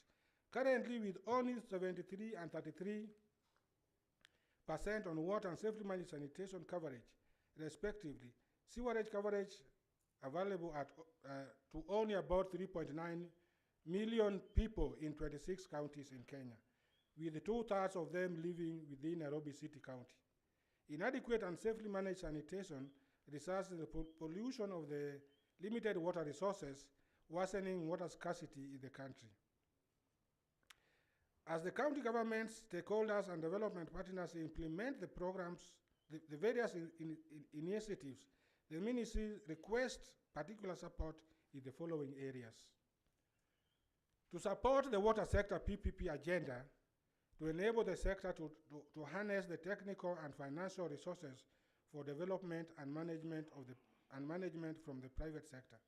We look forward to this space to enable closing of the financing gap. The financing gap that we have seen is huge, and therefore we need all players to come together. Support the government agenda on water conservation and harvesting. This will enable the country to enhance the water storage capacity for multipurpose use. The government has a big agenda for the dams project. Enhance the sanitation conversation and investment to bring more Kenyans up in the sanitation ladder. Investment coupled with public hygiene promotion remain top on the government agenda to end open defecation and to move the country towards safely managed sanitation. Implement the identified projects in a timely manner. These are projects prioritized by the national and county governments. They are key projects that target at increasing access to households with a focus on last mile connectivity and small dams and ponds. Increasing access to water and sanitation services to ensure no one is left behind is our focus. Assist in the strengthening the sustainable sector financing initiatives and development of various instruments to support our financing plan. This will include the conversation around tapping the local capital market resources. This will going forward be a key window to the financing architecture and for WASH. And support conversation around innovation, technology uptake, and emerging management approaches on global advancement. We look forward for these interventions. From yourselves and conversation around how to move up to scale. Dear WASH colleagues, it is my expectation that the conference objectives will be fully achieved through the various deliberations in the plenary sessions that we are going to have. Let's look forward on a comprehensive governance conversation with clear and smart recommendations as we gather a partner to deliver the water and sanitation target for all Kenyans. With those remarks, ladies and gentlemen, it is now my humble singular duty to officially declare this sanitation conference and the exhibition 2024 officially opened. God bless you. Thank you, and God bless you, Mr. Zachary M. Njeru, Cabinet Secretary, Minister of Water, Sanitation and Irrigation. As a matter of protocols, once I've read the Cabinet Secretary's speech, I don't make further remarks. That's why I started with the remarks, because I'm a practical public servant. Thank you so much. God bless you.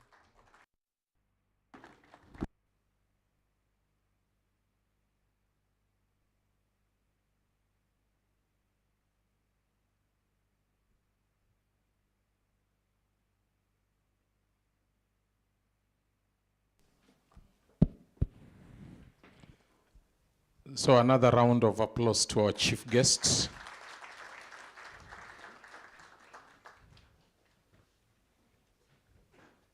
Kayamba mko wapi?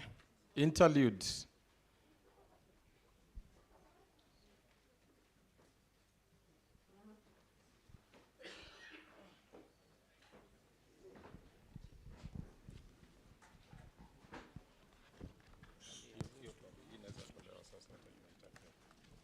Chief guest, with your permission, allow us to go back to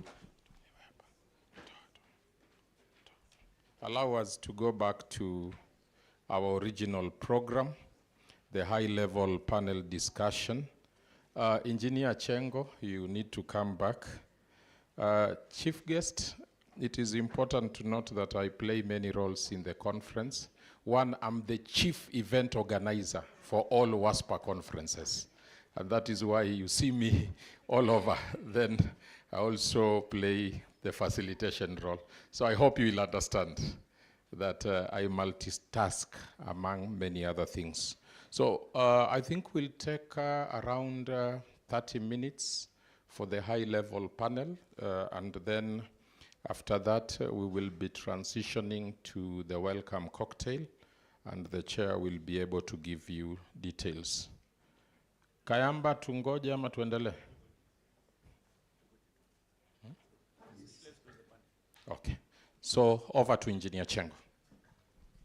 I think we proceed with the panel conversation, then Kayamba will join us later. Again, let's appreciate what Dr. Oyaya gave us as a keynote speech. I think he was very elaborate on what we need to do and the issues that we need to address in safely managed sanitation space. We really appreciate. And to take that further, I want to invite the panelists for this, to give us additional views and thoughts about how we need to address some of those issues. Can I invite to the stage Dr. Pamela Olet, Chairperson, Nairobi Rivers Restoration Commission. Please, if you can join us at the stage. Alex Manyasi from Africa Population Research, APHRC. Ed Dixon from Sanitation. Dixon Nocheng, I've not seen him, is he around? Engineer Kenya, let's see if we can take. Engineer Kenya, the chair of WASPA.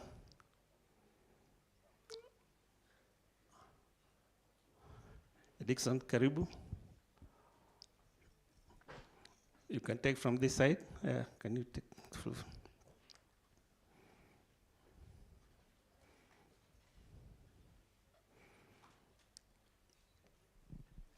Those are the panelists that I was able to get information that are with us. Is there anybody else who was targeted and is here with us?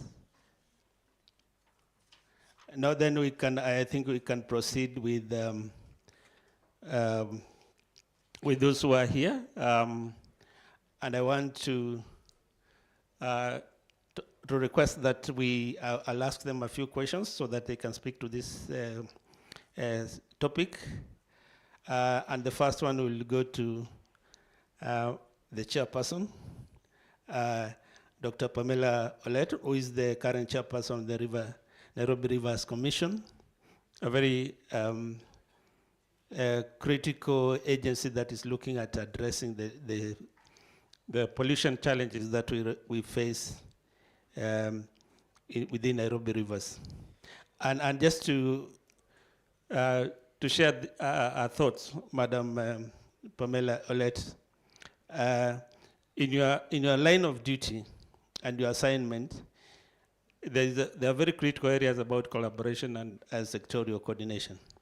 What are you doing about it? How are you addressing some of those challenges? If you may.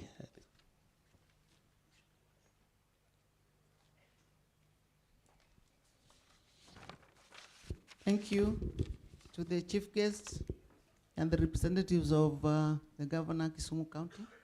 On behalf of Nairobi Rivers Commission, we take this opportunity to thank you very much for giving us this opportunity. Nairobi Rivers Commission is still a very young commission, and there is a lot to learn in participating in this space. This is why we chose the space.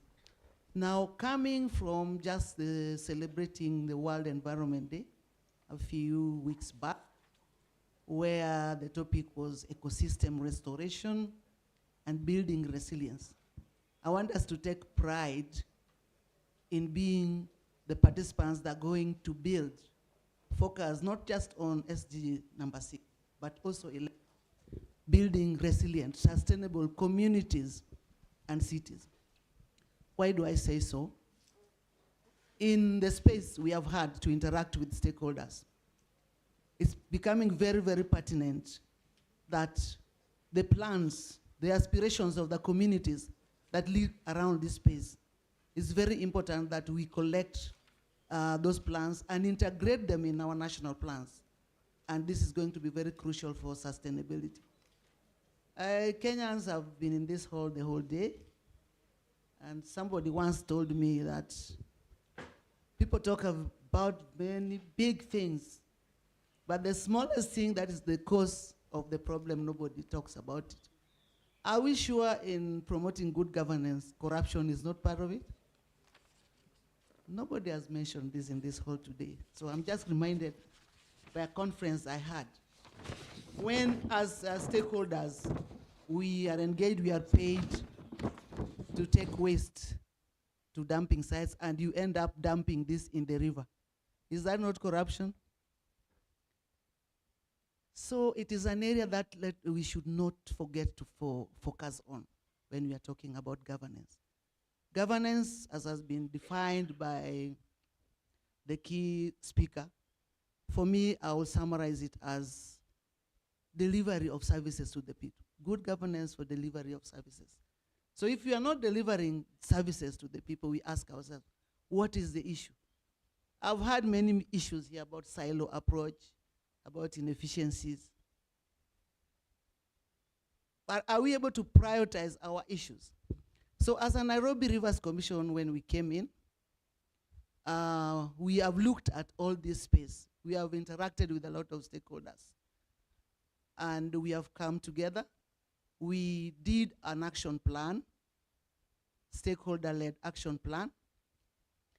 And from this action plan, we have identified thematic areas so that we reduce, actually I'm picking this from what the governor said, we reduce the participation to people who can actually add value to that thematic area. So we've scanned the space. We have the catchment protection. That is where you have the space where we as a commission, working with stakeholders to be part of the 15 billion trees. But apart from that, that is the catchment area that we are going to use with stakeholders to protect water resources. Because all that we are trying to do is to avail quality water, adequate sanitation to the people of our cities. And from this all, you've been told that it needs to be inclusive. So we do not need to treat people differently. We have to provide services. We have to provide water. We have to provide sanitation to the people equally. I am referring to the informal settlements. Those who have interacted, those people live in pathetic situations. So is there something we can all do together? So we are using the catchment protection to focus on what we can do. It is within that same space that the issue of social and people is coming, where housing is integrated as part of the regeneration of the river ecosystem. And this housing is where we expect that quality services, quality water, adequate sanitation is going to be provided by our stakeholders to these people who are in this space. So it's a joint effort. But then, do we believe in it? As a river commission, we have the riparian protection, wetland and wetland protection. This is the area where we are looking at the water quality within that space. We are looking at the life within that space, because all these efforts we are making is geared towards enhancing life, the quality of life to our people. So following the recent floods, you know, I think we all listened to what happened. I'm not so sure if the flooding was a natural disaster. Probably it was a man-made disaster because of our ways of life, our culture, blocking all the waterways, throwing waste everywhere. So awareness creation is very critical part of the change that we are talking about. So when we talk to our stakeholders, we identify who is best in helping the stakeholders, not the commission. Ours is to bring people together, identify their qualities, and then within the action plan, we identify each the stakeholder that is going to lead that thematic plan because of either the mandate or the resources that they have. Even the resources that are existing in these institutions have been mapped to the action plan. So we know the requirements. So I'm just trying to say this so that we appreciate the role of the thematic areas in enhancing coordination within the river regeneration. We are all crying about climate change and all that, but I think as Kenyans we have the National Climate Action Plan, which we can use as stakeholders to enhance, towards to accelerate the services we expect to provide to our communities in sanitation and adequate sanitation, safe water and adequate sanitation. So moving forward into the next thematic area, I'm linking just to the speakers of today, water. I mean, if we flash back to how much water we had during the floods, if as Kenyans we harnessed that water, saved it somewhere, if it needed treatment, treat it, and avail it back to Kenyans. So that is the thematic area we are calling drainage and hydrology. We are working with the county government, including the disaster management unit, so that probably the representative of the CS, when you call that meeting of experts, these are the people you'll also need to have a national conversation on what do we do with this water. We are aware of what is happening to the aquifer. It's dry. Is it possible this water we can harness it and recharge the aquifer as Kenyans so that we avail water for the drought period that the governor was talking about? So basically, these are the thematic areas that we have, supported by cross-cutting areas on resource mobilization. So when we talk about partnerships, this is the area we are using for resource mobilization. So we are engaging our own partners nationally, but we are also engaging partners outside. So we are guided, we have learned a lot from the presentation of the CS on the different models that can be used on partnership, because that is the phase where we are in. As NRC, in terms of implementation, we are at the stage of doing the designs that we are talking about. And as NRC, I'm talking to NRC, this is the area where we need the participation of our key stakeholders more than we did in the action plan. Because if we are not focused on this, we are going to have a plan that is not owned by anybody but just for NRC. And that's where we shall miss it.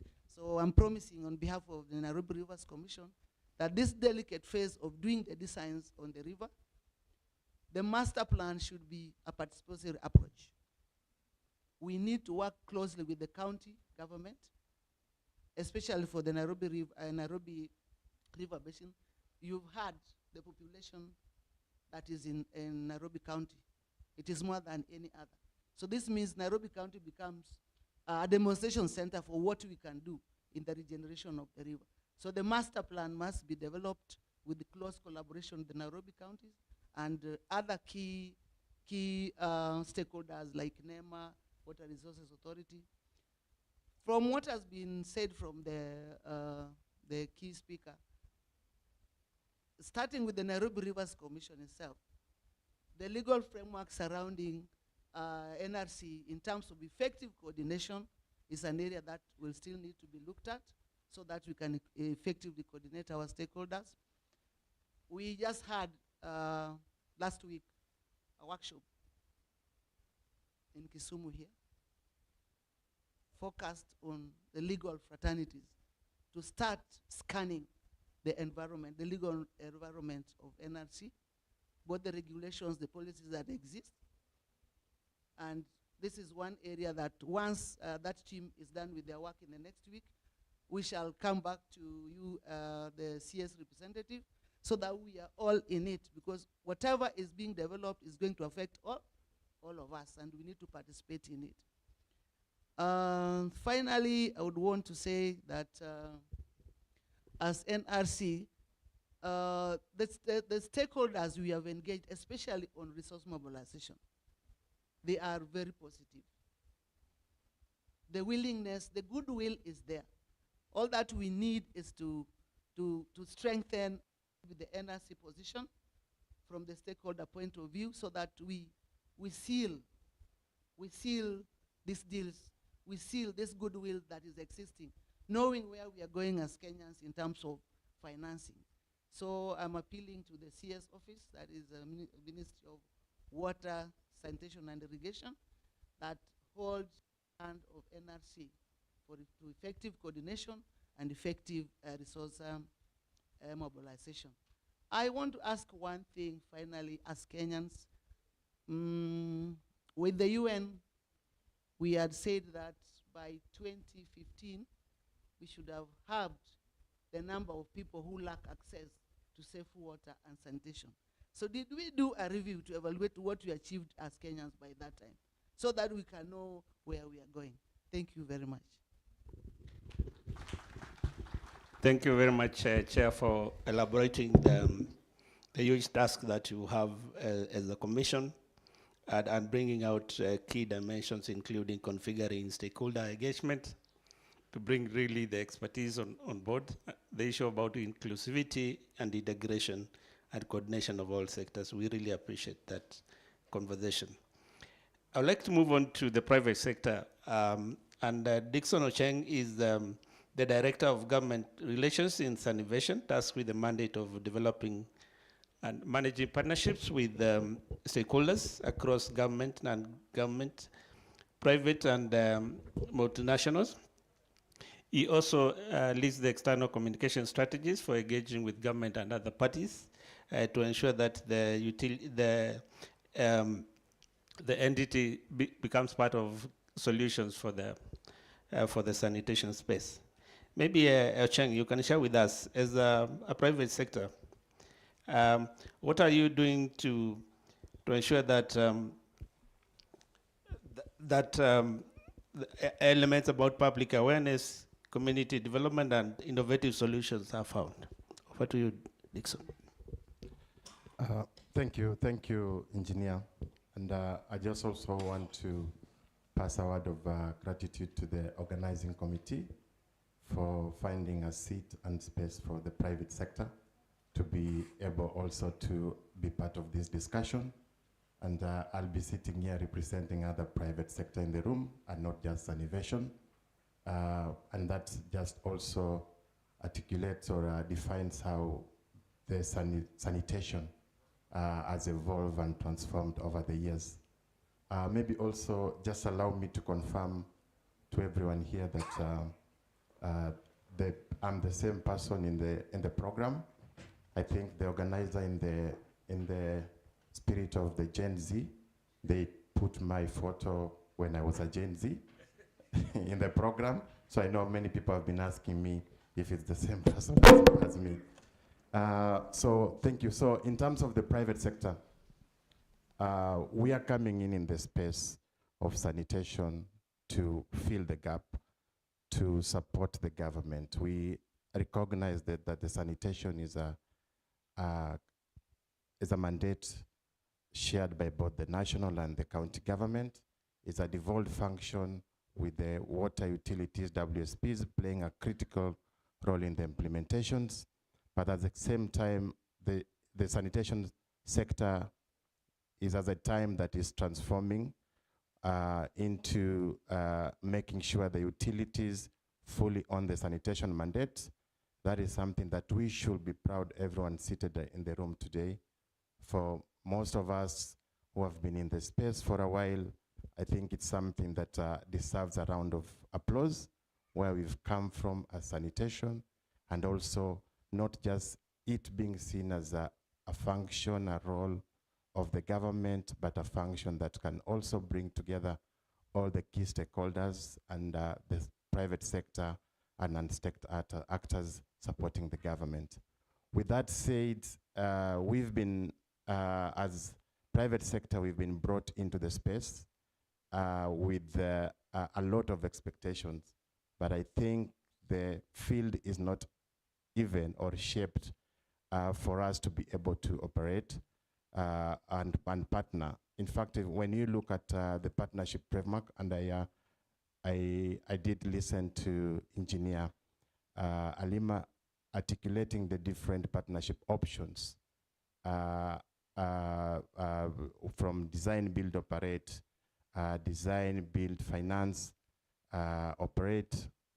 And I think on paper it sounds so clear, But I think when you go start looking at coming into the sanitation space, I think that is not clearly defined.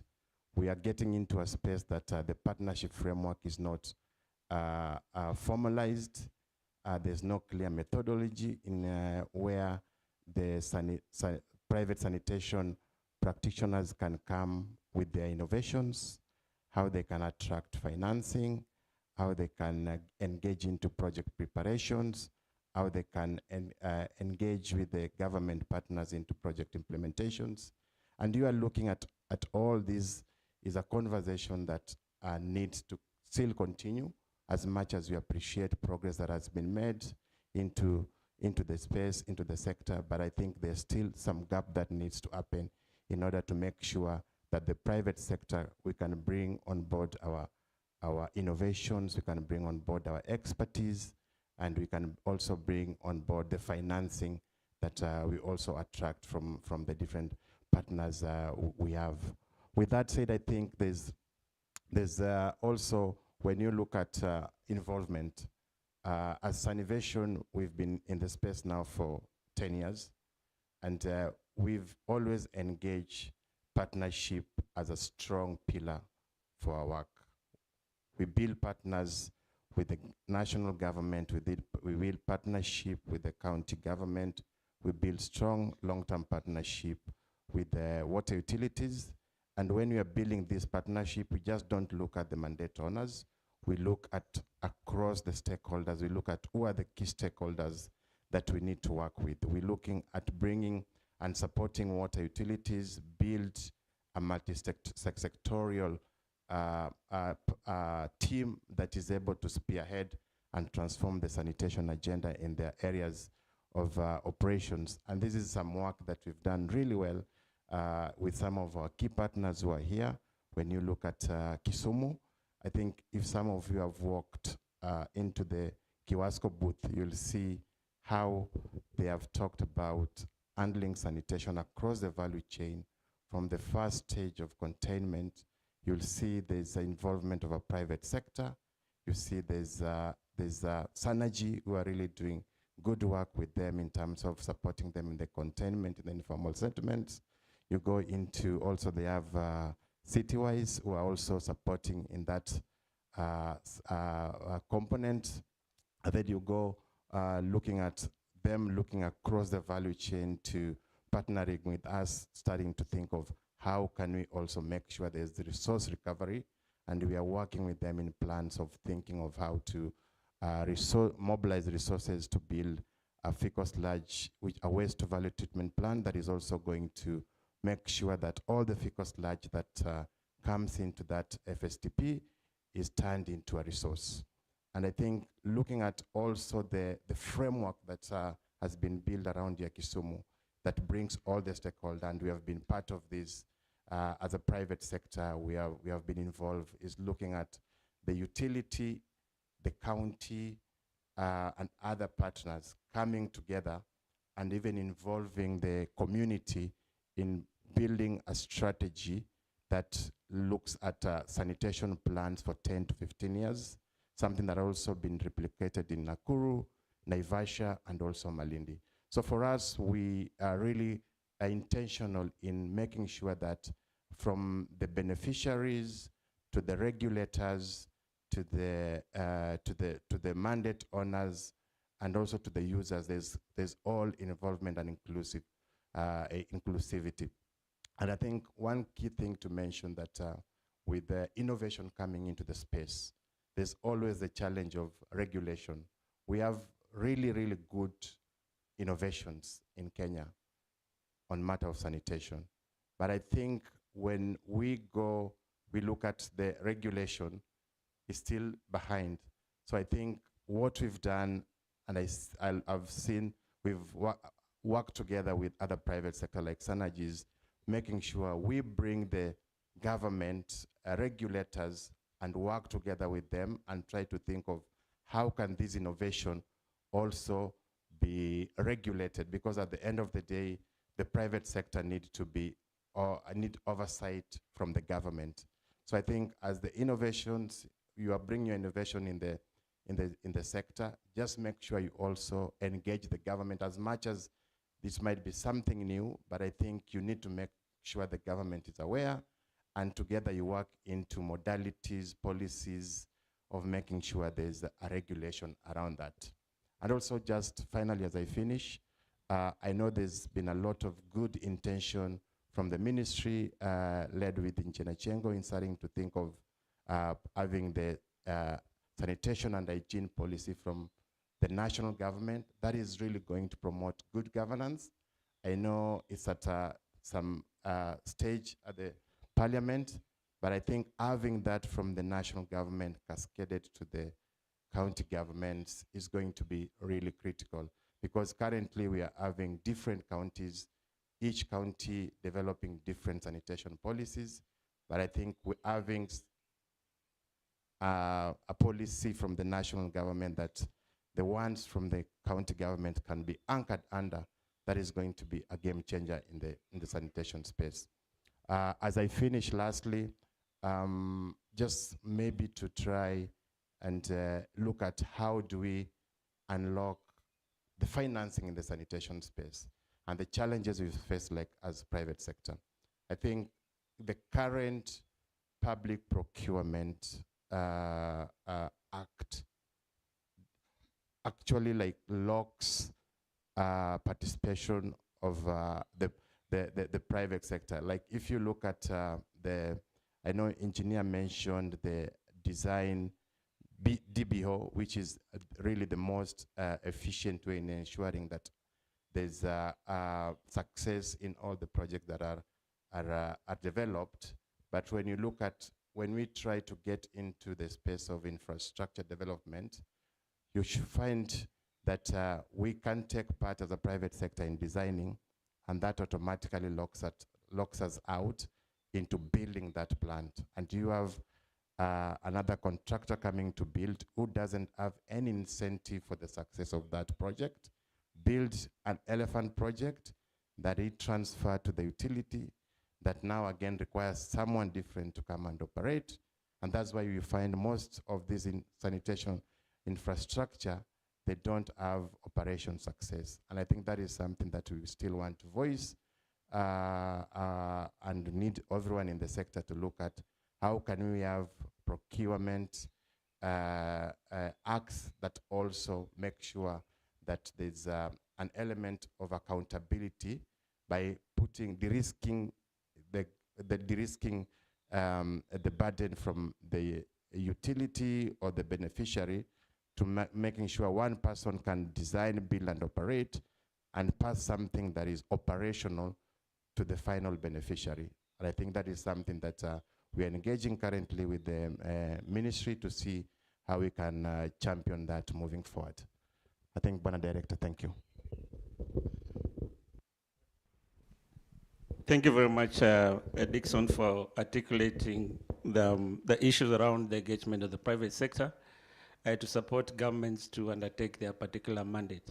I think these are issues that we continue to engage, and I'm sure we are going to get engagement frameworks that are workable, and we have seen a lot of that in some of the utilities in Kisumu, Malindi, Naivasha, Nakuru, and progressively we need to scale up this and see how best that can happen. Allow me to proceed to the third panelist. Alex Manyasi is an advocacy knowledge management specialist at the African Population and Research Center in Nairobi. He has extensive experience in institutional, legal, and policy frameworks across different countries in Africa, in supporting governments to develop better public policies and reviewing existing ones, as well as supporting government relations. He currently leads a diverse team at APHRC to support various sectors. He has experience in water, agriculture, education, as well as health in terms of policy. Bwana Alex, you're part of the team that was involved in the drafting of the National Sanitation Management Policy. What do you consider the key features that support sanitation government in that policy? Yeah, Thank you, Director. I almost thought he was introducing someone else. Yeah, I think I will just make a few comments. Having sat there for the entire afternoon, I think many of the panelists that have been speaking have actually been either mentioning one part or the other of this, the draft National Sanitation Management Policy. And I'm happy that the Water Secretary mentioned that the policy is now with the AG, and therefore we know for sure that it's headed to Parliament, so that then that can be passed for purposes of utilization by the sector. When I joined this sector 11.5 years ago, this conversation, especially of non-seaward sanitation, was a very difficult conversation. And for those who have interacted with governments, you will know that governments rarely operate in a vacuum. For example, the water sector said when the governor, Professor Nyong'o, mentioned that he joined policy in 1992, and then until they had a policy in the ministry in 1999, nothing happened. And so for us to sit here today and see the milestones that have been achieved just by having a draft national sanitation management policy, I think it's something to be very proud of. Just to make a few highlights, you will see, for example, a lot of sector coordination has been mentioned. That's a very deliberate attempt by the policy to make provision for how the sector or the subsector is going to be coordinated. There are specific elements around, for example, looking at the entire value chain, which is something that was not provided for under the Millennium Development Goals era. So looking at containment, transport, treatment and reuse as a package, which then we call, in other words, safely managed, is something that is a new phenomenon for the country. And by the way, for information, Kenya was the first country to develop a policy that is that comprehensive. It's a very progressive policy. And therefore, it's also a bit sad that we have taken almost 4 years, thereabout, to have moved it to now where it is. Having said that, I think most of the issues that the private sector has mentioned, having been part of the private sector myself before, are things that will be cured largely by the fact that the policy will be available. The regulator, for example, there are certain things that the regulator may not be able to do because the regulations that they develop have to be anchored on something, especially when it comes to issues of non-sewer sanitation. So looking at the trajectory that the country is taking, we know that we have taken too long, for example, to make progress, but at the same time, I am very confident that the issues that have been raised in this building this afternoon, all of them, minus none, have actually been provided for by the draft National Sanitation Management Policy, including ensuring that the profile of sanitation within the ministry is actually raised, including what Dr.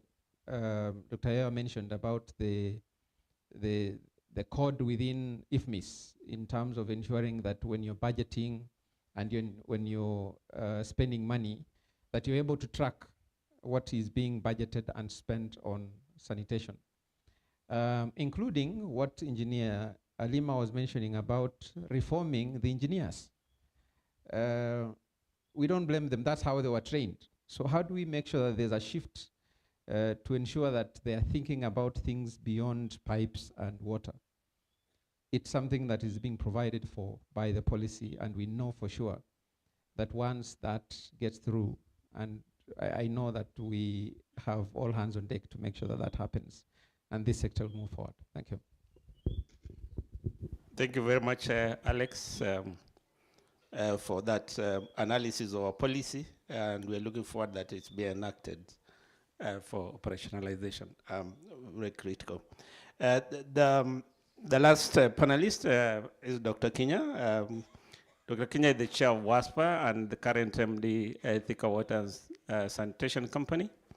He has previously worked as the MD for Mombasa Water and Malindi Water, so quite some experience in the water and sanitation sector. He has also worked in the private sector with HB Gulf, as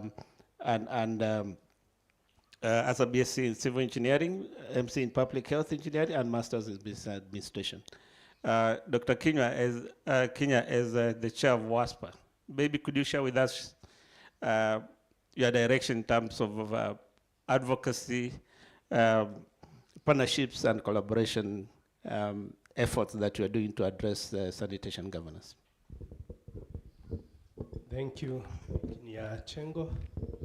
And let me say that this conference is very timely, and it will greatly help us to cover the sanitation space that has been lagging behind. And during the water reform, the water companies, they were almost all of them named, you have the other name and then SICO at the end. That is sewerage, sewerage services at the end. Every company was water and sewerage company. And that basically was mainly targeting the seaward sanitation, and ignored at first the non-seaward sanitation. So as a first step that the WASPA has taken is to change its name from Water and Water Service Providers Association to Water and Sanitation Services Providers Association. And this is geared towards mindset, because when water companies take their mandate, they only consider the seaward part.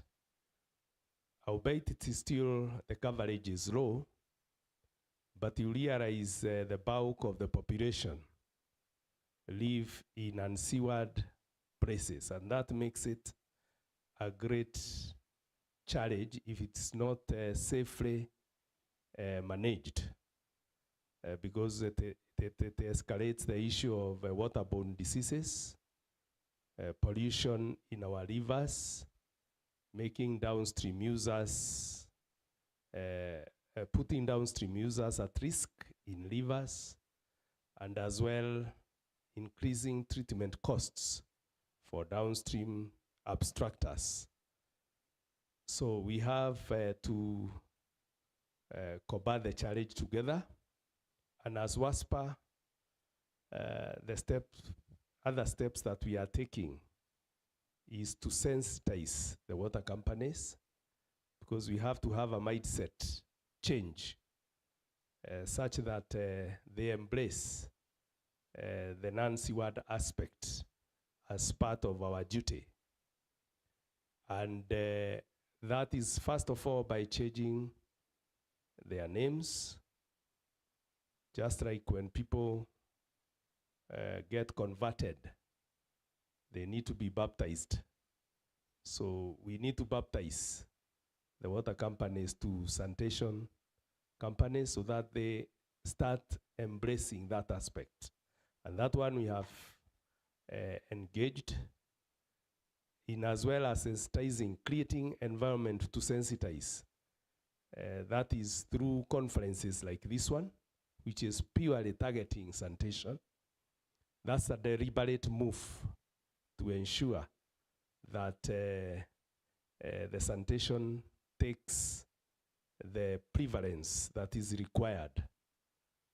And as well, in terms of collaboration, we That's why we have different actors in this conference, trying to bring together different actors. We realize that the water companies may not be able to, or the utility companies may not be able to tackle the challenge alone. And we need the private sector to move together. We need the communities. We need the other government entities and decision makers, including Council of Governors, and as well as the national government. So this is in an effort to ensure that there is collaborative effort in each and every area. We've also been ensuring that our members have opportunities for benchmarking, both locally and internationally. And we realize that the fecal sludge is actually not a problem as such. It actually should be taken as a resource. In other countries, they actually buy the fecal so that they can add value to it and thereby improve the sanitation space. So these are some of the efforts that we are taking to ensure that there is a proper action towards sanitation. In addition, we encourage and support our members to attend and support the government in terms of policy making by attending stakeholder consultative meetings and the forums where the draft policy was being made. This was also in an effort to ensure that we support this cause. So to conclude, I would like to say that we need to watch this space. Whenever they say there is a challenge, there are great opportunities. And therefore, there are great opportunities in the non-seaward fecal sludge management. And I believe strongly that in the future, people will be selling fecal because it's a great resource. When you add value to it in the value addition chain, you find that then it's a resource, it's a great resource. Thank you very much. Thank you very much, Dr. Kinya, for that, the effort that was by undertaking to change the scenario, to do the mindset change. And we really think that this is critical. And we know that it's working because the minister has been called several times by utilities for them to really to give their position in terms of what that it means and what it takes to do that. And from where we sit at the ministry, we think also this sensitization should go to the county teams also, so that they can fully embrace that element and give attention to non-seaward sanitation. It's very critical for that. We're coming towards the end and appreciating that we have been sitting for about 4 hours. It's one of the longest I've ever sat. But if there's one parting shot that the team would like, or maybe one key message that you would like to pass along, maybe you forgot it during your presentation. I'll just give you in 1-2 sentences to mention. It's not a must, but if you have a key message that you want to pass, I give you an opportunity. I start with Alex, then Chairperson. Yeah, thank you, Engineer. I think I will just mention one last thing, which is, first of all, it's exciting to be having a conversation on sanitation alone at this time and age. It's exciting because we've come a long way. Having said that, I think there will be, once the policy is passed, there will be more conversations around what happens after that. For example, just like the chair of WASPA has mentioned, there are already changes that are happening simultaneously, even as this process continues. And for example, change of names, just to appreciate the fact that there are reforms that are happening. Once the policy is out, there will be, for example, basic things. Let me mention one thing that probably many people don't think about. For example, when you're designing a toilet, does any engineer think about a squat plate and how it looks like?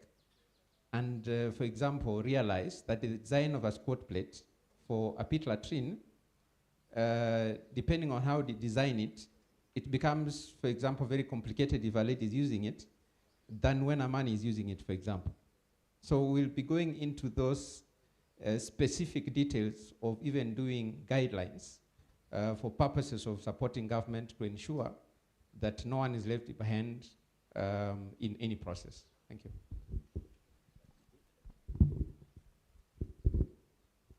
Thank you. Mine is just a plea that we have our children rioting outside there because of lack of jobs. Waste to the rivers. Sustainable waste management is a big opportunity to create employment, to create jobs for our youths outside there through the circular economy. And we have Kenyan-owned companies that can create zero waste. They recycle almost everything. They have the capacity. They are exporting. Why can't we focus on these industries? Help them build their capacity. We have KEPSA, we have CAM, so that we focus on this to reduce the waste and create jobs and create more taxpayers so that our tax can go down. Thank you. Thank you very much. Dixon, you have one key message? Yes, for me, I think what I'll encourage all the players here, we approach, as we have had the sanitation, especially on Nansiwa, the gap is still very huge.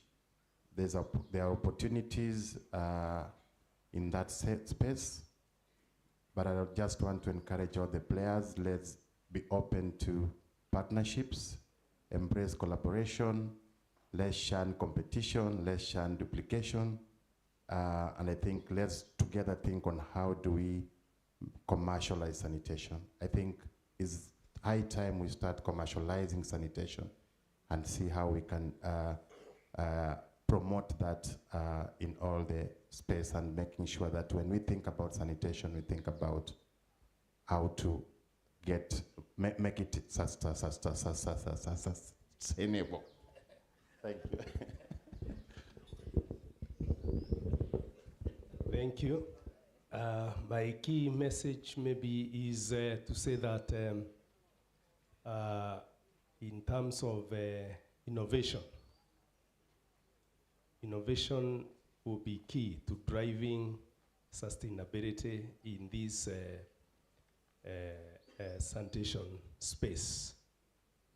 And I think with the incentives also that will attract more players is very key, and shun the tendencies that were there in the past that was considering sanitation workers as low cadre. We need to improve their working conditions, handle them with respect, because this is a responsibility that we are to live with, and is a duty that must be done continuously, even as populations throughout the world increase. Thank you. Thank you very much. Appreciate it. Just my final comment.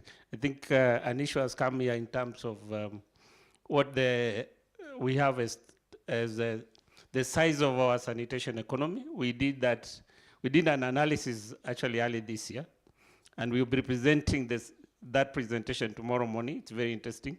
It's very huge economy going forward. And this is an opportunity for SMEs, private sector teams, individuals to really brace and strategize. Because as we move to the circular economy approach, then there'll be no waste anymore. And we'll be sharing the size of that economy and how it looks for both sanitation and menstrual hygiene. Kindly, let's join together to appreciate the panelists for sharing their thoughts on sanitation. Thank you very much. I know we kept you for long. I appreciate you so much, and thank you for your inputs. I know we didn't give time to the team because of time constraints, but I think they are here. You can engage them as we go out.